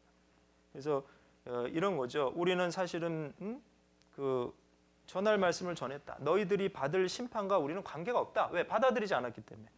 우리는 할 책임을 다 했다. 뭐 이런 의미입니다. 그래서 사도행전 13장 50절에도 거기 이제 비스디아 안디옥에서 전도할 때요, 그 유대인들이 경건한 귀부인과 성내 유력자를 선동했잖아요. 그래서 바울과 바나바를 핍박하게 해서 쫓아낸 겁니다. 그랬을 때 두 사람이 저희를 향하여 발에 티끌을 떨어버리고 이고니온으로 향했어요. 그러니까 이제 이런 유대인의 문화적인 관습을 안다면 이해가 될 겁니다. 그리고 사도행전 18장 한번 볼까요? 18장 5절입니다. 사도행전 18장 5절. 사도행전 18장 5절. 같이 5절 6절 같이 읽겠습니다. 실라와 디모데가 마게도냐로서 내려오매 바울이 하나님의 말씀에 붙잡혀 유대인들에게 예수는 그리스도라 밝히 증거하니 저희가 대적하여 해방하거늘 바울이 옷을 떨어 가로되 너희 피가 너희 머리로 돌아갈 것이요 나는 깨끗하니라 이후에는 이방인에게 가리라. 그래서 이제 이 고린도에서 전도할 때 어째요? 또 해방하는 겁니다. 그래서 6절에 바울이 옷을 떨어 가로되, 이게 먼지 떠는 거죠 지금. 그래서 너희 피가 너희 머리로 돌아갈 것이요 나는 깨끗하니라 이후에는 이방인에게 가리라. 그래서 유대인들이 어째요? 영생 얻기에 합당치 않은 자로 자처했기 때문에 이방인에게 복음을 전하게 됐잖아요. 자처했다는 게 뭡니까? 그들이 선택한 겁니다. 받아들이지 않기로 선택한 거예요. 그래서 이제 여기 말 가운데 바울이 나는 깨끗하니라. 그건 무슨 얘기입니까? 나는 내가 해야 될 책임을 다했다는 거예요. 근데 이제 우리가 얻어야 될 교훈은, 이거 오해하면 안 돼요. 뭐 나도 제대로 전하지는 않고 먼지만 떨면 안 되고 우리가 오늘날에 그렇게 하라는 뜻이 아니고 어떤 교훈을 얻어야 되는 거죠. 그럼 나는 전할 책임을 다 했느냐? 먼지 떨기 전에 그거부터 생각해 봐야죠. 나는 깨끗하니라 이 말씀처럼 정말 우리는 전할 책임을 다 했는가? 그리고 받아들이지 않는다고 복음 전파를 멈출 것이 아닙니다. 이게 뭐냐면 이제 어때요? 다른 마을로 가잖아요. 합당한 자를 또 찾아가는 겁니다. 마치 바울 사도도 유대인들이 영생 얻기에 합당치 않은 자로 자처하니까 이방인에게 갔잖아요. 이방인은 무슨 이 더러운 거나 속된 것으로 여기지 않았습니다. 처음에 사실은 베드로 사도도 이방인들을 속되다고 여겼기 때문에 하나님이 그 내 보자기 환상 가운데 하나님이 거룩하게 한 것을 속되다 하지 말라 하면서 이제 마음이 바뀌잖아요. 사실은 처음부터 하나님은 이방인 유대인들을 나눠서 유대인은 거룩하고 이방인은 속되다 그렇게 생각하신 게 아닙니다. 그러니까 유대인들이 잘못된 어떤 관습이죠 그것이. 근데 그래서 바울 사도는 이방인들에게 복음을 전하는 것을 꺼려하지 않은 거죠.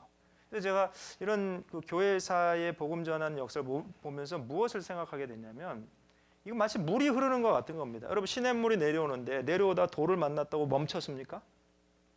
돌을 만나면 또 흘러가야 돼요. 막히지 않은 곳으로. 막힌 곳에 돌을 만났으면 어째요? 그게 물의 원리잖아요. 물을 가만히 보십시오. 다시 좀 더 부드러운 곳으로 연한 곳으로 흘러가서 냇물을 이루고 그리고 강으로 흘러가잖아요.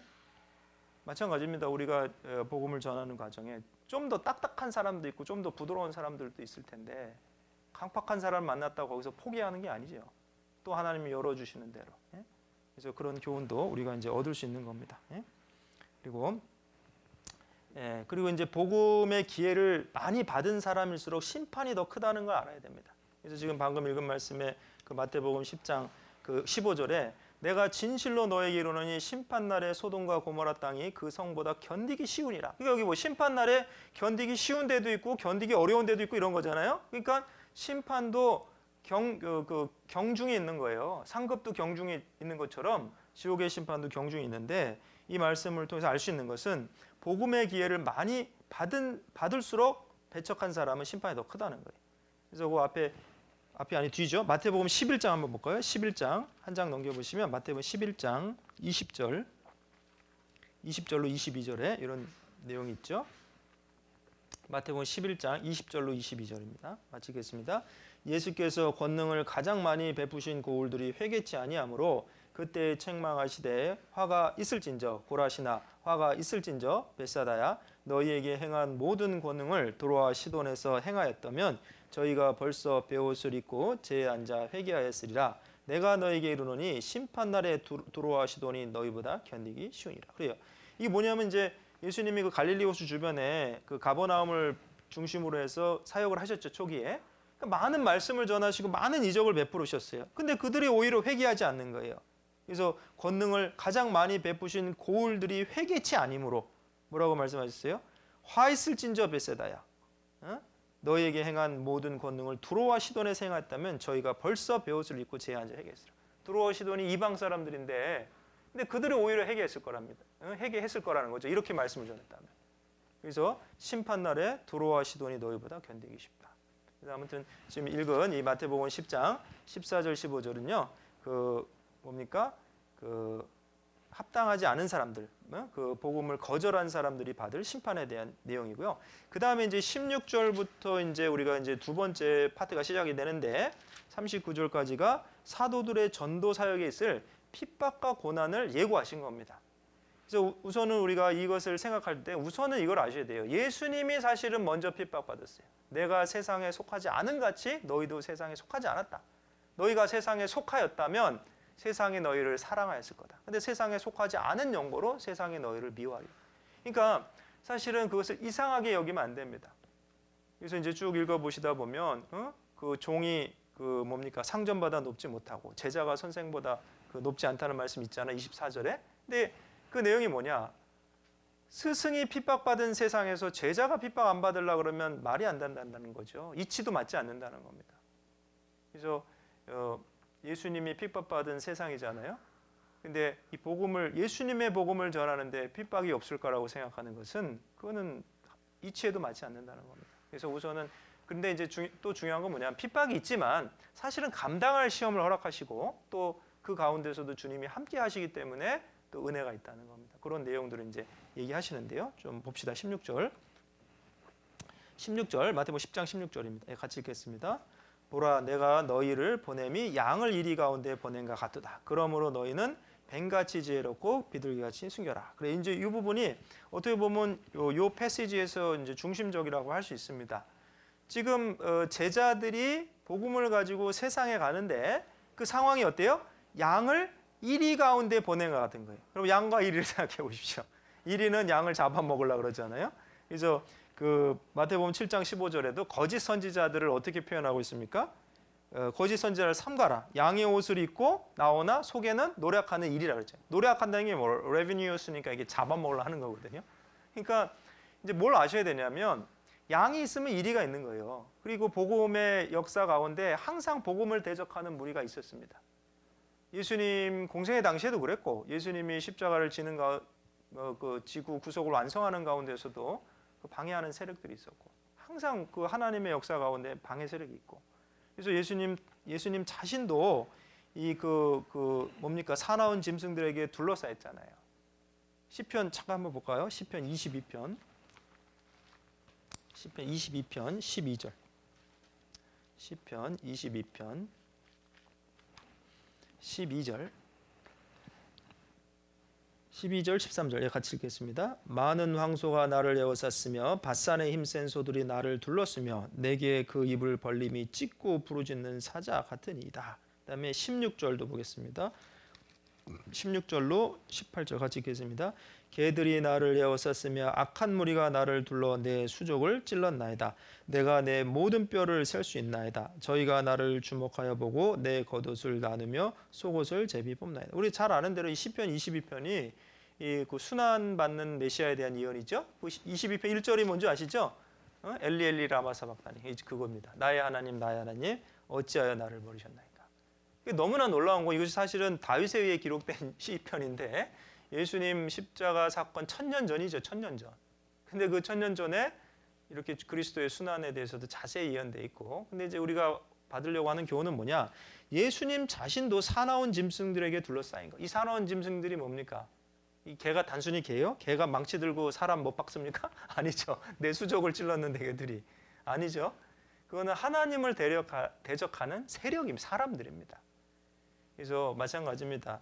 그 예수님께서 내가 너희를 보내면 양을 이리 가운데 보낸다 하셨을 때 사실은 마치 아버지가 아이를 바라보는 그 측은함이 있는 겁니다. 아버지도 고난 받았어요. 근데 그 자녀도 가야 될 길을 아는데 그런 측은함도 갖고 계시지만 또 한편으로는 양의 목자가 누구십니까? 여호와는 나의 목자시니. 그래서 그 주님이 목자이기 때문에 또 너무 염려하지 말라는 그런 위로와 격려도 들어있는 겁니다. 그래서 우리가 그것을 좀 이해할 필요가 있고요. 그러면 이제 뭐가 필요하냐? 뱀같이 지혜롭고 비둘기같이 순결하라. 이게 참 두 가지가 굉장히 중요한 건데, 지혜는 뭡니까? 뱀은 이제 사실은 아담과 하와를 유혹해서 어째요? 그 범죄케 했잖아요. 근데 우리가 필요한 지혜는 뭐예요? 사람들을 인도해서 진리에 대해 관심을 갖게 하고 영생을 얻게 만드는. 어떻게 보면 글쎄 유혹이란 표현을 쓰면 그렇지만 마음을 사는 건 비슷한데 목적이 다르잖아요. 그렇죠? 그래서 그런 지혜를 얘기하는 겁니다. 사실은 그래서 사단이요, 계획이 있고 아주 치밀합니다. 사실은 고린도서 2장 11절에 보면 우리로 사단에게 속지 않게 하람이라. 우리가 그 괴계를 알지 못하는 바가 아니다. 사단은 괴계가 있어요. 괴계가 뭡니까? 그 devices 아니면 뭐 스킴이 이제 뭐 플랜 이런 뜻입니다. schemes. 근데 계획이 있다는 거예요. 근데 우리가 여기서도 한 가지 좀 교훈을 얻어야 됩니다. 지혜에 관해서. 아무 생각이 없이 전도한다. 그 지혜롭지 않은 거죠. 우리도 계획이 있어야 됩니다. 뭐 전도 시나리오라든지 아니면 그 전도 대상자에 대해서 잘 알아야 돼요. 사실은요. 무엇을 좋아하고 어떤 부분에 더 관심이 있고 마음을 사는데 좋은 것은 무엇이고. 근데 그런 뭐 계획도 없고 기도도 안 하고 그러면 사실은 지금 그 뱀같이 지혜로운 게 아니라니까요. 그래서 더 어려운 시대일수록 이 두 가지는 더 필요한 겁니다. 뭐요? 지혜와 순결함. 이 순결이라는 표현이 뭐냐면 원어로 아켈라이오이라고 해서 아는 부정 접두어고 켈라이오는 혼잡하다. 그러니까 혼잡하지 않은 겁니다. 그래서 순결하다는 거는 그 부패한 것, 더러운 것과 혼합되지 않은 거죠. 그러면 이 진리의 순수성을 얘기하는 거예요. 그리고 우리는 다른 교훈, 다른 복음 이런 것과 조금이라도 타협할 수 없습니다. 그랬다가는 복음이 힘을 잃는 거예요, 사실은요. 고린도후서 한번 잠깐 볼까요? 고린도후서 11장 4절. 예. 고린도후서 11장 4절입니다.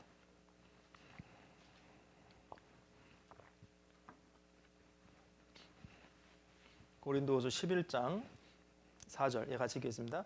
만일 누가 가서 우리의 전파하지 아니한 다른 예수를 전파하거나 혹 너희의 받지 아니한 다른 영을 받게 하거나 혹 너희의 받지 아니한 다른 복음을 받게 할 때는 너희가 잘 용납하는구나. 여기 보면 다른 예수, 다른 영, 다른 복음 있잖아요. 예? 이런 거 받아들이면 안 된다는 겁니다. 이 전하는 사람들이 누굽니까? 13절. 고린도후서 11장 13절. 저런 사람들은 거짓 사도요 계율의 역군이니 자기를 그리스도의 사도로 가장하는 자들이다. 거짓 사도예요. 가짜 사도입니다. 계율의 역군. 계율이 뭐 속이는 거죠. 결국 사단도 자기를 광명의 천사로 가장했잖아요. 그 사단의 일꾼입니다. 사단의 일꾼. 근데 왜 속는지 아세요? 조금 다른 거예요. 조금 겉으로 볼 때 아주 유사합니다. 다이아몬드 있잖아요. 가짜 다이아몬드. 사람들은 왜 비싼 돈을 주고 가짜 다이아몬드로 살까요? 아주 유사하니까. 오늘날에도요 그럴 수 있습니다. 온전한 복음이 아니에요. 그것으로 구원을 얻을 수 있는 말씀이 아닙니다. 근데 비슷해요. 그거는 순전한 그 말씀이 아니죠. 그래서 이 마지막 시대가 될수록, 더 악한 시대가 될수록 우리는 이 성경적인 교리에 대해서 더 올바로 서 있어야 됩니다. 말씀에 더 깨어 있어야 되고, 모든 해답은 성경에 있어요. 성경을 잘 읽어보면 답이 다 있습니다, 사실은. 그래서 여러분 한번 그 말씀만 해도 그렇잖아요. 에베소 2장 8절로 9절만 잘 묵상해봐도 구원을 어떻게 받는지 아주 분명해요. 뭐 예를 들어 어떤 전도자가 그 정도 한다고 구원받을 줄 알아요. 뭐 뭐도 더 열심히 하고 뭐 더 열심히 하고, 그게 성경적인 설교가 될 수 없잖아요. 왜? 행위에서 난 것이 아니니 돼 있잖아요. 그러니까 그래서 우리가 어떤 내용을 들어보면 이제 구원받고 나면 그 혀가 맛을 분별하는 것이 귀가 말씀 분별하게 되잖아요. 그럼 아닌 것은 아닌 거예요. 조금 비슷하다고 같은 게 아닙니다. 그렇죠? 그래서 마지막 시대가 될수록 더 진리에 관해서는요, 우리가 순결해야 되는 겁니다. 그래서 뱀같이 지혜롭고 비둘기같이 순결하라. 그래서 말씀도요, 베드로전서 2장 2절에 보면 어떤 말씀을 사모하라요? 갓난 아이들같이 순전하고 신령한 말씀. 순전해야 된다니까. pure, spiritual, pure word of God. 그래서 그 순전한 말씀을 사모해야 되는 겁니다. 그리고 이제 또 이제 교훈 몇 가지 있는데요. 좀 요약을 해야겠네. 시간이 많이 지나서 마태복음 10장 17절이죠. 사람들을 상가라. 저희가 너희를 공회에 넘겨주고 저희 회당에 채찍질하리라. 이제 사람을 조심해야 돼. 사람을요. 그래서 이게 무슨 얘기냐면 이제 넘겨주는 사람들, 여러 가지 이유가 있겠죠. 뭐 정치적인 이유도 있고 이제 회방하고 핍박하는 사람들인데, 그래서 아까도 마태복음 7장 15절에 봤지만 거짓 선지자를 삼가라. 그죠? 그래서 뭐 말 잘한다고 혹하면 안 됩니다. 이게 정말 성경에 맞는 말인지 안 맞는 말인지를 구분해야겠죠. 그리고 고린도서 15장 33절에 보면 속지 말라. 악한 동무들은 선한 행실을 더럽히는. 친구도 잘 사귀어야 됩니다. 친구.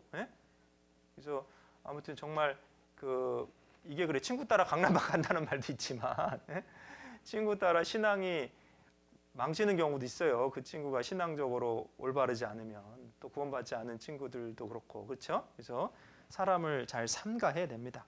그래서 고린도후서 6장 14절에도 믿지 않는 자와 멍해를 같이 하지 말라. 의와 불법이 어찌 함께하며 빛과 어둠이 어찌 사귀며. 사실은 이런 거예요. 제가 구원받지 않은 친구를 미워하라 그런 게 아니잖아요. 그 영혼을 사랑해서 전도하려고 해야지. 같이 교제가 되면 안 돼. 교제가 될 수도 없지만 빛과 어둠이 어찌 사귀며. 사귀는 게 펠로우십인데, 그럼 불가능한 일에 도전하시는 겁니다. 지금 구원받지 않은 친구와 그 구원받은 그리스도인이 영적 사귐을 갖는다. 그건 미션 임퍼시블이라니까요. 불가능에 도전하시는 거라니까. 말씀 그대로 우리가 말씀을 순종하지 않고 신앙적으로 잘 될 수는 없습니다. 그렇죠? 그래서 이 삼가해야 될 내용들도 말씀해주고 계시죠. 네, 그리고 그 다음에 핍박과 고난 가운데서도 복음이 증거될 수 있다. 그것이 18절의 교훈 중에 하나인데요. 마태복음 10장 18절입니다. 또 너희가 나를 인하여 총독들과 임금들 앞에 끌려가리니 이는 저희와 이방인들에게 증거가 되게 하려 하심이라. 그래요. 이제 사실 복음을 인하여 뭐 이렇게 핍박받는 경우가 있어요. 끌려갑니다. 근데 이는 저희와 이방인들에게 증거가 되게 하려 하심이라. 그래서 실제로 그런 경우들이 있었잖아요. 바울 사도도 사도행전 26장에 보면 아그리빠와 베스도 앞에서 그 복음을 전하게 되잖아요. 그죠? 근데 문제 안 받아들여서 문제가 됐죠. 그래서 이제 뭐라 그럽니까? 그 베스도가 거의 네가 나를 설득할 뻔했다 그러면서. 근데 이제 어쨌거나 이제 이 복음이 어려운 가운데서도 전도가 진보가 되는 경우가 생길 수 있다는 거예요. 그래서 너무 염려하지 말라는 겁니다.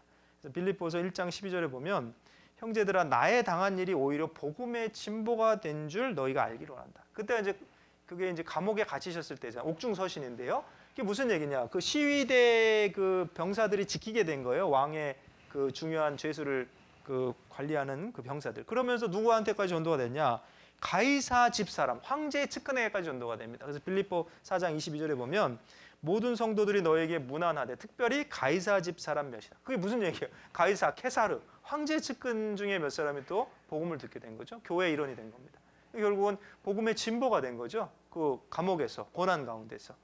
그래서 그런 교훈도 있을 수 있어요. 그래서 우리가 사실은 겉으로 볼 땐 상당히 어려운 상황이고 고난인데 오히려 그것이 복음의 진보가 되는 경우가 있어요. 그렇기 때문에 용기를 가지고 꾸준히 나아가라는 겁니다. 그죠? 그리고 또 고난 중에 성령의 도우심이 있죠. 19절 같이 읽겠습니다. 너희를 넘겨줄 때 어떻게 또는 무엇을 말할 까 염려치 말라. 그때 무슨 말할 것을 주시리니. 이 병행 구절이 누가복음 12장 12절인데요. 마땅히 할 말을 성령이 곧 그때 너에게 가르치시라. 그러니까 성령의 도우심이 있다는 거죠. 그래서 염려하지 말라는 말씀 자꾸 하시는 거예요. 그래서 이제 사실은 왜 염려하지 말라 그러냐면 복음으로 인한 고난이라면 하나님이 감당할 시험만 허락하시는 거예요. 그래서 그 고린도전서 10장 13절에 보면 오직 하나님은 미쁘사 너희가 감당치 못할 시험을 허락지 아니하신다. 그죠? 그래서 어떤 분은 그래요. 야, 내가 이러다 순교당하는 거 아니냐. 순교는 아무나 당하는 줄 아십니까? 순교당할 믿음이 있어야 순교를 허락하시죠. 그래서 여러 가지 염려 때문에 사실은 복음 전하는 게 주저가 되기도 하고 앞으로 못 나가는 경우가 많잖아요. 그래서 아까 두 가지 우리 그 복음 전도의 장애물, 사실 본문에 많은 내용들이 있는데 하나는 그 결과를 미리 생각하는 거예요. 평안을 빌었는데 안 받아들이면 어떡하지? 그럼 나한테 돌아온다니까요. 이제 그걸 생각하면은 좀 장애물이 없어지죠. 이것도 마찬가지입니다. 너무 많은 걸 염려하는 거예요. 어떤 그 앙케이트 조사에 나왔잖아요. 사실은 염려의 10가지 중에 9가지는 실제 일어나지도 않는 거고, 또 나머지는 뭐예요? 염려한다고 해도 안 바뀌는 일들이라고 그러잖아요. 그러니까 그 염려라는 것들이 이제 더군다나 믿음을 가진 사람들에게는 오히려 이렇게 장애가 되는 경우가 많은 거죠. 그래서 말씀하시는 겁니다. 그래서 성령의 도우심이 있는 거고요. 그 다음에 이제 마태복음 10장 24절로 25절 이하는 아까 이게 말씀드렸지만 제자가 선생보다 높지 못하고 종이 상전보다 높지 못하다. 그 얘기는 뭡니까? 주님이 핍박받았기 때문에 복음을 인해서 제자들도 핍박받을 수 있다.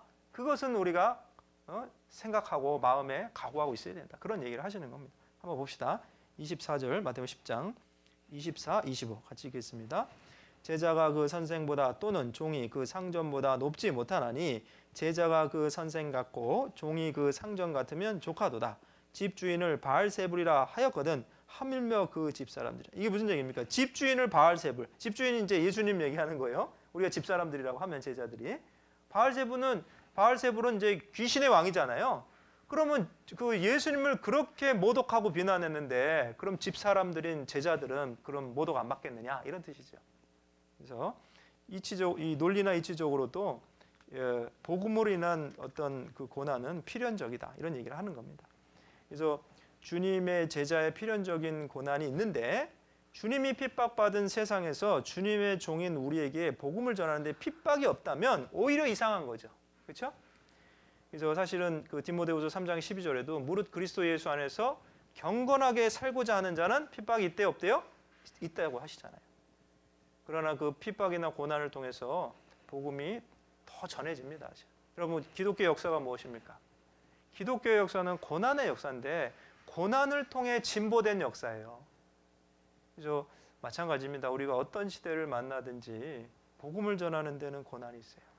그러나 너무 염려하지 말 것은 감당할 시험만 우리에게 허락하게 해주시고 또 그 가운데 주님이 함께 하시고 양이 이리 가운데 보내졌지만 그 양의 목자 되신 주님이 우리와 함께 하시기 때문에. 그죠? 그리고 그 다음에 이제 26절입니다. 26절로 이제 28절까지는요. 그 하나님만을 두려워하는 전도자의 자세가 필요하다 이겁니다. 26절로 28절 같이 읽겠습니다. 그런즉 저희를 두려워하지 말라. 감춘 것이 드러나지 않을 것이 없고 숨은 것이 알려지지 않을 것이 없느니라.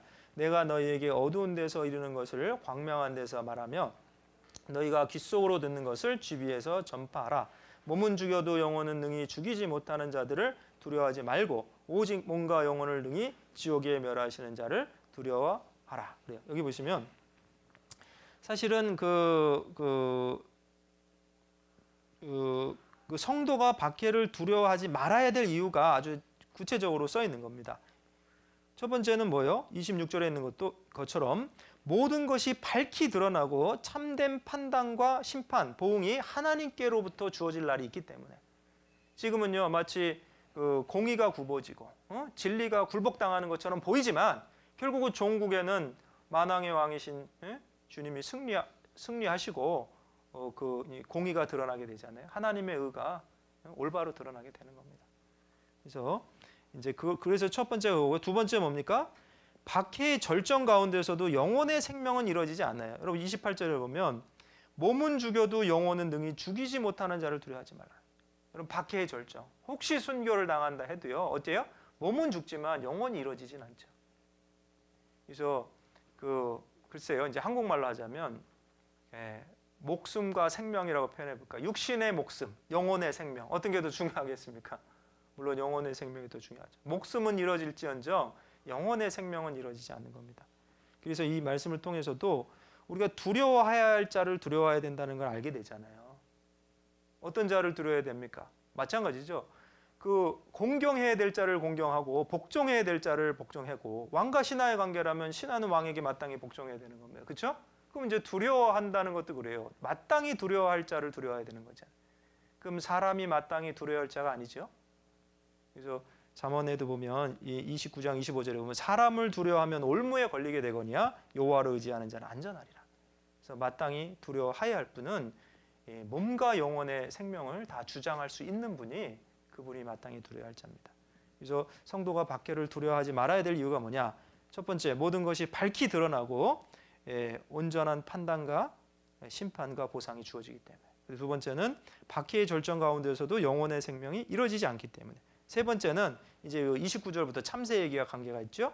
그래서 참새 2마리가 한 아사리온에 팔리는 것이 아니냐. 그래서 다른 데 보면은 이게 뭐야? 2마리가 한 아사리온인데 5마리가 2 아사리온에 팔린다 그랬거든요. 그 재밌는 표현인데 원래 그냥 산술적으로 하면은 2마리가 한 아사리온이면 4마리가 2 아사리온 돼야 되잖아요. 근데 왜 5마리가 2 아사리온이냐? 제가 인도에서 봐서 압니다. 그게 재래시장에 가면요 덤으로 줘요. 덤으로 2배를 샀어요. 예를 들어 무가 한 개 100원이잖아요. 그럼 2개 200원을 내면 2개만 줘야 되는데 2개 반쪽을 주는 경우도 있거든요. 왜냐하면 덤으로 주는. 그러니까 진짜 예수님이 얼마나 세심한 것까지 다 아시는지 모르겠어요. 그러면서 이런 거 다 아신다. 그리고 아버지께서 허락지 아니하시면 하나라도 땅에 떨어지지 않는다. 너희는 머리털까지 다 세심받았다. 그러시면서 31절에 두려워하지 말라. 너희는 많은 참새보다 귀하다. 이게 무슨 얘기입니까? 모든 것이 하나님의 섭리 가운데 이루어지는 거예요. 참새 한 마리 떨어지는 것도. 근데 이 성도가 핍박받는데, 전도자가 핍박받는데 그냥 이렇게 뭡니까? 갑자기 순교당하고 그러는 줄 알아요? 그런 게 아닙니다. 아까도 말씀드렸지만요. 감당할 시험 허락하시고 하나님의 섭리 가운데 다 이루어지고 그리고 인내를 온전히 이루었을 때 사실은 복음의 진보가 되게 하시려고 고난을 허락하게 하시는 일들도 있거든요. 그것이 다 하나님의 섭리 가운데 이루어지는 겁니다. 그래서 이 성도가 박해를 두려워하지 말아야 될 3가지 이유가 이 본문에 아주 자세히 기록하고 있는 거죠. 그래서 이제 사실은 그다음에 조금 나머지는 좀 넘어가고요. 좀 중요한 거 한두 가지만 하고 더 마치겠습니다. 34절 보겠습니다. 34절로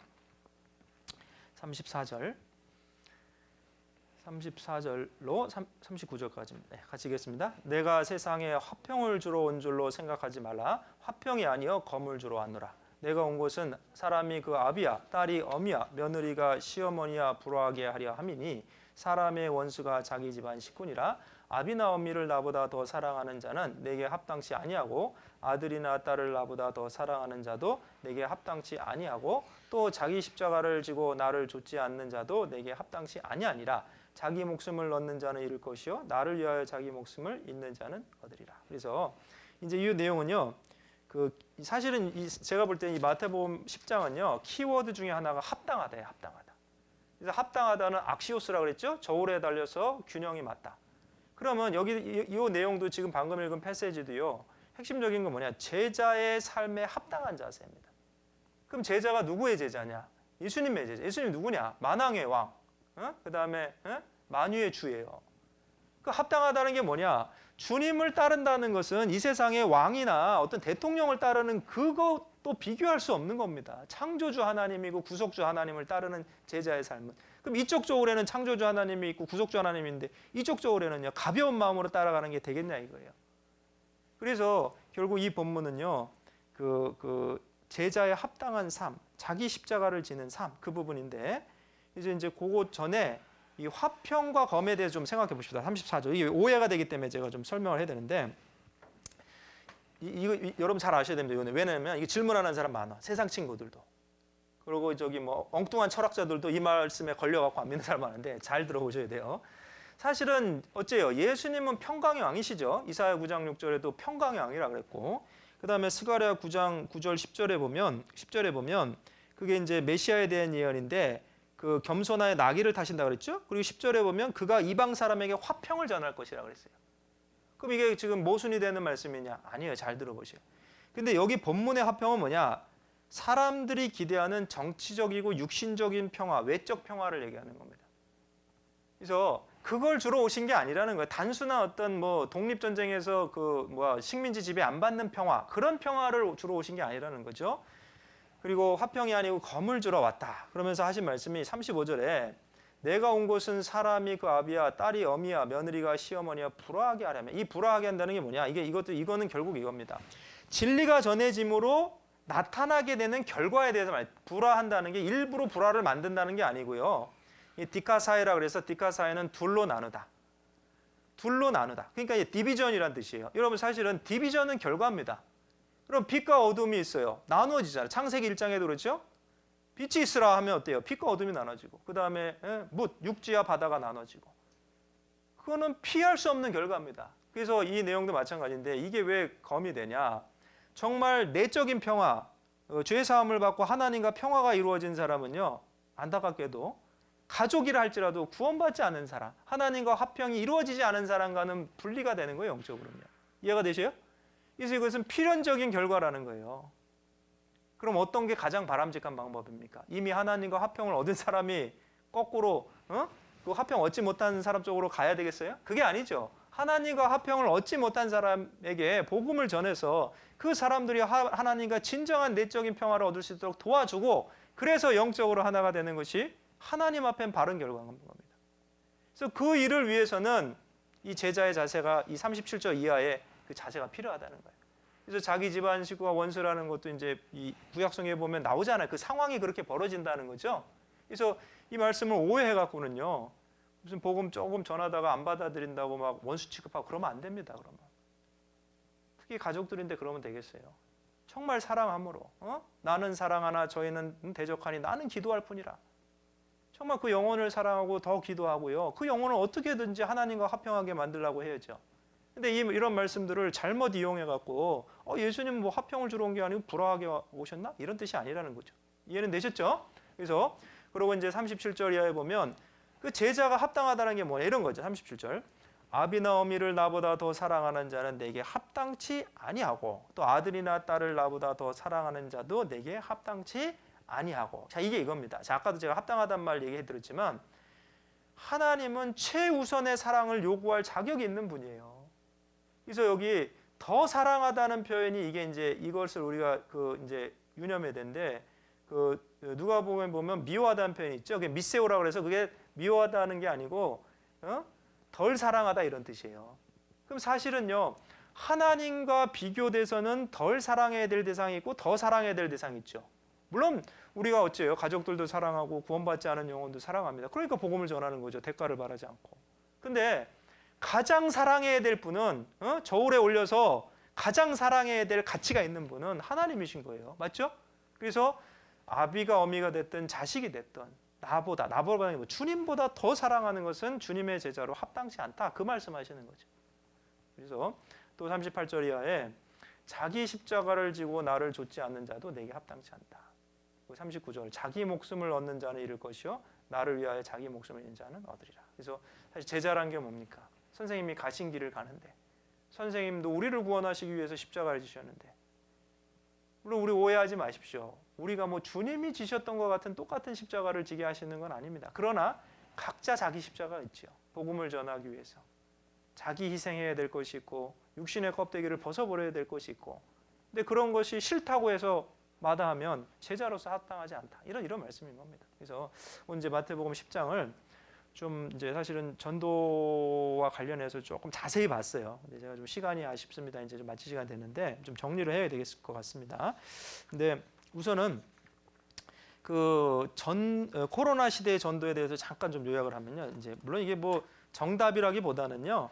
좀 제가 생각하는 부분이 여러분들이 참고하시면 될 것 같은데 아까 이제 11절 13절 관련해서 합당한 자를 찾아내라 그랬잖아요. 그죠? 그리고 그 합당한 자를 찾아내 거기 머물라 그랬습니다. 물론 우리가 지금 코로나 시대니까 언택트 시대이기 때문에 그 집에 머무는 걸 그러긴 어렵지요. 그래서 이제 제가 이제 이름을 붙였는데 관찰 전도. 관찰 전도라는 건 뭐냐? 우선 더 자세히 관찰해야 됩니다. 그래서 합당한 자를 찾아내려고 하고 또 그래서 그 합당한 자들에게 말씀을 전하고 또 머물라는 건 뭐예요? 관심을 더 두라는 거죠. 관심을. 그래서 조금 관심 갖다 말고 이렇게 하지 말고 그리고 또 관계 전도라고 좀 생각해 봤어요. 대중 전도가 아닌 관계를 통한 전도. 왜냐하면 지금은 이제 왜 우리만 밖에 외부 활동 못 하는 게 아니고 그 일반 사람들도 외부 활동 잘 못 하잖아요. 그러니까 더 외로움을 느끼는 거예요. 소외감을 느끼고 또 우울감을 느끼고 그렇기 때문에 어째요? 오히려 그것이 기회가 될 수 있습니다. 관계를 통해서 더 따뜻하게 대하고 그러면 어째요? 세상 친구들 다 떨어지는데 이 친구는 그래 나한테 관심이 있네. 그러면서 뭔가 마음을 열어서 말씀을 들어볼 수 있는 기회가 될 수도 있는 거죠. 그래서 관찰 전도, 관계 전도, 그다음에 협력 전도 중요합니다. 협력 전도. 70인 보내실 때 누가복음 70인 보내실 때 둘둘씩 보냈죠? 여러분 왜 둘둘씩 보냈다고 생각하세요? 그 사역의 초기에는요 아직 교회가 형성되지 않았습니다. 무슨 위험을 당할지 몰라요. 강의 위험, 강도 위험. 그럼 이제 혼자 있다 위험 당하면 어때요? 그거 대책이 안 쓰는 거죠? 그래서 도울 수 있는 사람들이 있어야 되는 거예요. 그리고 이제 그래서 이렇게 고난이 더 많을수록 그 어떤 사회적인 어려움이 더 많을수록 그 시대가 어려워질수록 우리는 협력 전도를 더 힘써야 됩니다. 제가 재밌는 얘기 드릴까요? 얼마 전에도 저희가 이제 어디 목사님 전사님과 이렇게 벽에 방 같은 거부터 이렇게 쳐다봤어요. 근데 사실 아무것도 바뀐 게 없는데 두 사람만 쳐다보고 있으면 꼭 뒤에 사람 와서 또 쳐다봅니다. 그래서 근데 거기뿐만 아니고 세상도 그래요. 여러분 어디 그 대학가 가서 이렇게 벽에 학보 같은 거 붙는데 거기 아무것도 안 붙어 있는다 치는데 이렇게 쳐다보고 있어요. 두 사람만. 그럼 뒤에 온 사람도 쳐다봅니다. 그게 원래 심리적으로 그런 게 한 사람이 복음을 전하면서 옆에 사람이 정말 나도 이 말씀을 듣고 구원받았다 이렇게 맞장구 쳐주면 다른 사람들도 관심 갖고 죄송합니다. 이게 표현이 좀 그런데 우리가 마케팅 할 때도 그런 게 있거든요. 어떤 새로운 물건에 대해서 내가 써보니까 좋더라. 또 옆에 사람도 내가 써보니까 좋더라. 두세 사람만 그러면 이 사람 써본다니까요. 진짜로 다른 사람. 그래서 우리가 지혜가 좀 필요하고 그 세상이 지금 더 막 이렇게 더 영리해지려고 그러잖아요. 영리해지는 게 뭐예요? 그들은 영혼을 뺏어내려고 영리하는 거고 우리는 아까 지혜가 필요한데 영혼을 하나님께 인도하려고 영리해져야 되는데 아무 계획이 없이 전도를 하면 되겠냐고요. 그래서 협력 전도하고 그 사회가 어렵고 세상이 어려울수록 우리는 더 복음을 위해서 합심하고 협력해야 됩니다. 그래서 교회와 함께하는 전도, 그런 전도가 코로나 시대에 더 필요할 겁니다. 그리고 전도의 열정을 회복하기 위해서는 아까 잠깐 말씀드렸죠. 자기 정체성을 확인해야 됩니다. 나는 누구인가? 너 하나님의 사람아. 하나님과 함께 일하는 자. 그리고 복음의 제사자. 그런 정체성을 다시 한번 확인하시고요. 또 중요한 건 뭐냐? 확실한 토대 위에 서야 됩니다. 그래서 그 로마서 5장에도 보면요. 그 5장 2절에 보면 그로 말미암아 우리가 믿음으로 서 있는 이 은혜란 말씀이 있어요. 그럼 확실한 토대 위에 서야 돼. 은혜의 토대, 진리의 토대. 그 반석 있잖아요. 그 토대가 견고해야 됩니다. 토대가 흔들리면 여러분 어때요? 바람 불면은요 쉽게 흔들립니다. 나무도 마찬가지죠. 뿌리가 단단해야지만 바람 불 때 안 흔들리는 거예요. 사회가 어렵고 시대가 어려울수록요 우리가 믿고 확신한 바를 정확하게 알고 그 토대 위에 서야 됩니다. 그래서 사실 이렇게 시간 많을 때 여러분들이 그 말씀을 다시 한번 또 들어보고 어떤 그 교리적인 확신, 성경적인 기초에 의해서 그런 것들을 점검해 보는 그런 것도 굉장히 필요할 겁니다. 그것이 전도의 열정을 회복하는 그 방법 중에 하나죠. 그래서 자기 정체성을 알고 또 중요한 건 그분이 누구신 줄 알아야 됩니다. 예수님 물어보셨죠? 마태복음 16장 15절을 보면 너희는 나를 누구라고 하느냐? 여러분 사실은요 우리가 이 믿음의 세계는요 뉴트럴 존은 없습니다. 제3의 옵션은 없어요. 예수님이 누구십니까? 너희는 나를 누구라고 하느냐? 기독교의 창시자입니까? 예수님이 하신 말씀을 생각해 보세요. 나는 부활의 진리니. 나를 믿는 자는 죽어도 살겠고 살아서 나를 믿는 자는 영원히 죽지 아니하리니. 내가 저에게 영생을 주노니 아무도 내 손에서 빼앗을 자가 없다. 영원히 멸망치 아니하리니. 내가 곧 길이요 진리요 생명이니 나로 말미암지 않고는 아버지께로 올 자가 없다. 아니 그런 말씀을 누가 할 수 있어요? 여러분 만약이 아니죠. 그거는 둘 중에 하나입니다. 그 말이 사실이든지 거짓이든지. 내가 저에게 영생을 주노니 그럼 영생의 주인이죠. 그 말이 사실이라면. 나는 부활이요 생명이니. 그럼 정말 그 말이 사실이면 예수님을 믿는 사람들은요 영원한 멸망에 처해지지 않는 겁니다. 부활에 동참하는 겁니다. 생명의 부활에. 그래서 사실 중간은 없는데요. 오늘날 사실은요 우리가 왜 전도의 열정이 회복되지 않느냐? 뉴트럴 존에 있어서 그럴 수도 있습니다. 적극적으로 나서자니 된소리 맞을 것 같고, 그렇다고 뒤에 물러나 있자니 다른 사람에게 눈치 보이고, 신앙생활을 그렇게 하는 것은 하나님이 기뻐하시지 않을 겁니다. 전도의 열정을 회복하기 위해서라도 그분이 누구신지, 너희는 나를 누구라고 하느냐, 그 문제를 여러분 확실히 하셔야 될 겁니다. 소망을 확실히 하고요. 또 히브리서의 6장 19절에 보면 우리가 이 소망이 있는 것은 영혼의 닷 같다 그랬죠. 닷이 뭡니까? 배가 이 그 도시 있고 닷이 있잖아요. 닷은 앵커인데 그것은 잘 내리고 있으면요, 그 태풍 불 때도 그 닷을 내리고 정박하고 있으면은 배에 문제가 없습니다. 그렇죠? 그래서 소망이 확실하면 비바람에 잘 흔들리지 않는 거예요. 지금 여러분 우리 코로나 시대 이렇게 온역이 있고 지금 지진도 지금 몇 군데서 일어나고 있는데, 이런 시대를 살아갈수록 정말 내가 믿는 것이 무엇인지 확실히 하고 살아가야 됩니다. 소망을 확실히 하고. 그렇죠? 그래서 아무튼 제가 마지막으로 요 말만 하고 마칠 텐데요. 오늘 그 마태복음 10장 16절에 보라 내가 너희를 보냄이 양을 이리 가운데 보낸 것 같도다. 그러므로 너희는 뱀같이 지혜롭고 비둘기같이 순결하라. 그래서 자, 여기 판서를 할까? 그냥 말로 하겠습니다. Not of the world, but in the world. 그게 무슨 뜻입니까? 우리는 세상에 속하지 않았지만 세상에 살아가고 있기 때문에, 그래서 뱀같이 지혜롭고 비둘기같이 순결한 그런 전도자의 자세가 필요할 겁니다. 아무튼 수고 많으셨고요. 시간 조금 오버됐는데 들어주셔서 감사합니다. 제가 기도하고 마치겠습니다. 아버지 하나님 감사드립니다. 무엇보다 저희를 먼저 구원해 주시고, 비록 우리가 어려운 시대 가운데 살아가고 있지만 여전히 주님께서 우리의 목자가 되어 주시고 또 갈 길을 인도해 주시는 주심에 감사를 드립니다. 더욱이 무엇보다 우리가 얻은 이 복음, 알게 된 진리를 더 많은 사람들에게 옳게 전할 수 있도록 도와주시고, 주 성령께서 주님의 마음과 또 전도의 열정을 주셔서 더 많은 사람들을 주님께 인도할 수 있도록 도와주시옵소서. 아무쪼록 이 사무엘 학교를 통해서 전도자로서 또 주님의 복음을 전하는 도구로서 더 잘 준비될 수 있도록 주님이 도와주시옵소서. 모든 일정과 프로그램 가운데 함께 해주시기를 간절히 바라며 우리 주 예수님의 이름으로 감사하며 기도드렸습니다. 아멘. 수고하셨습니다.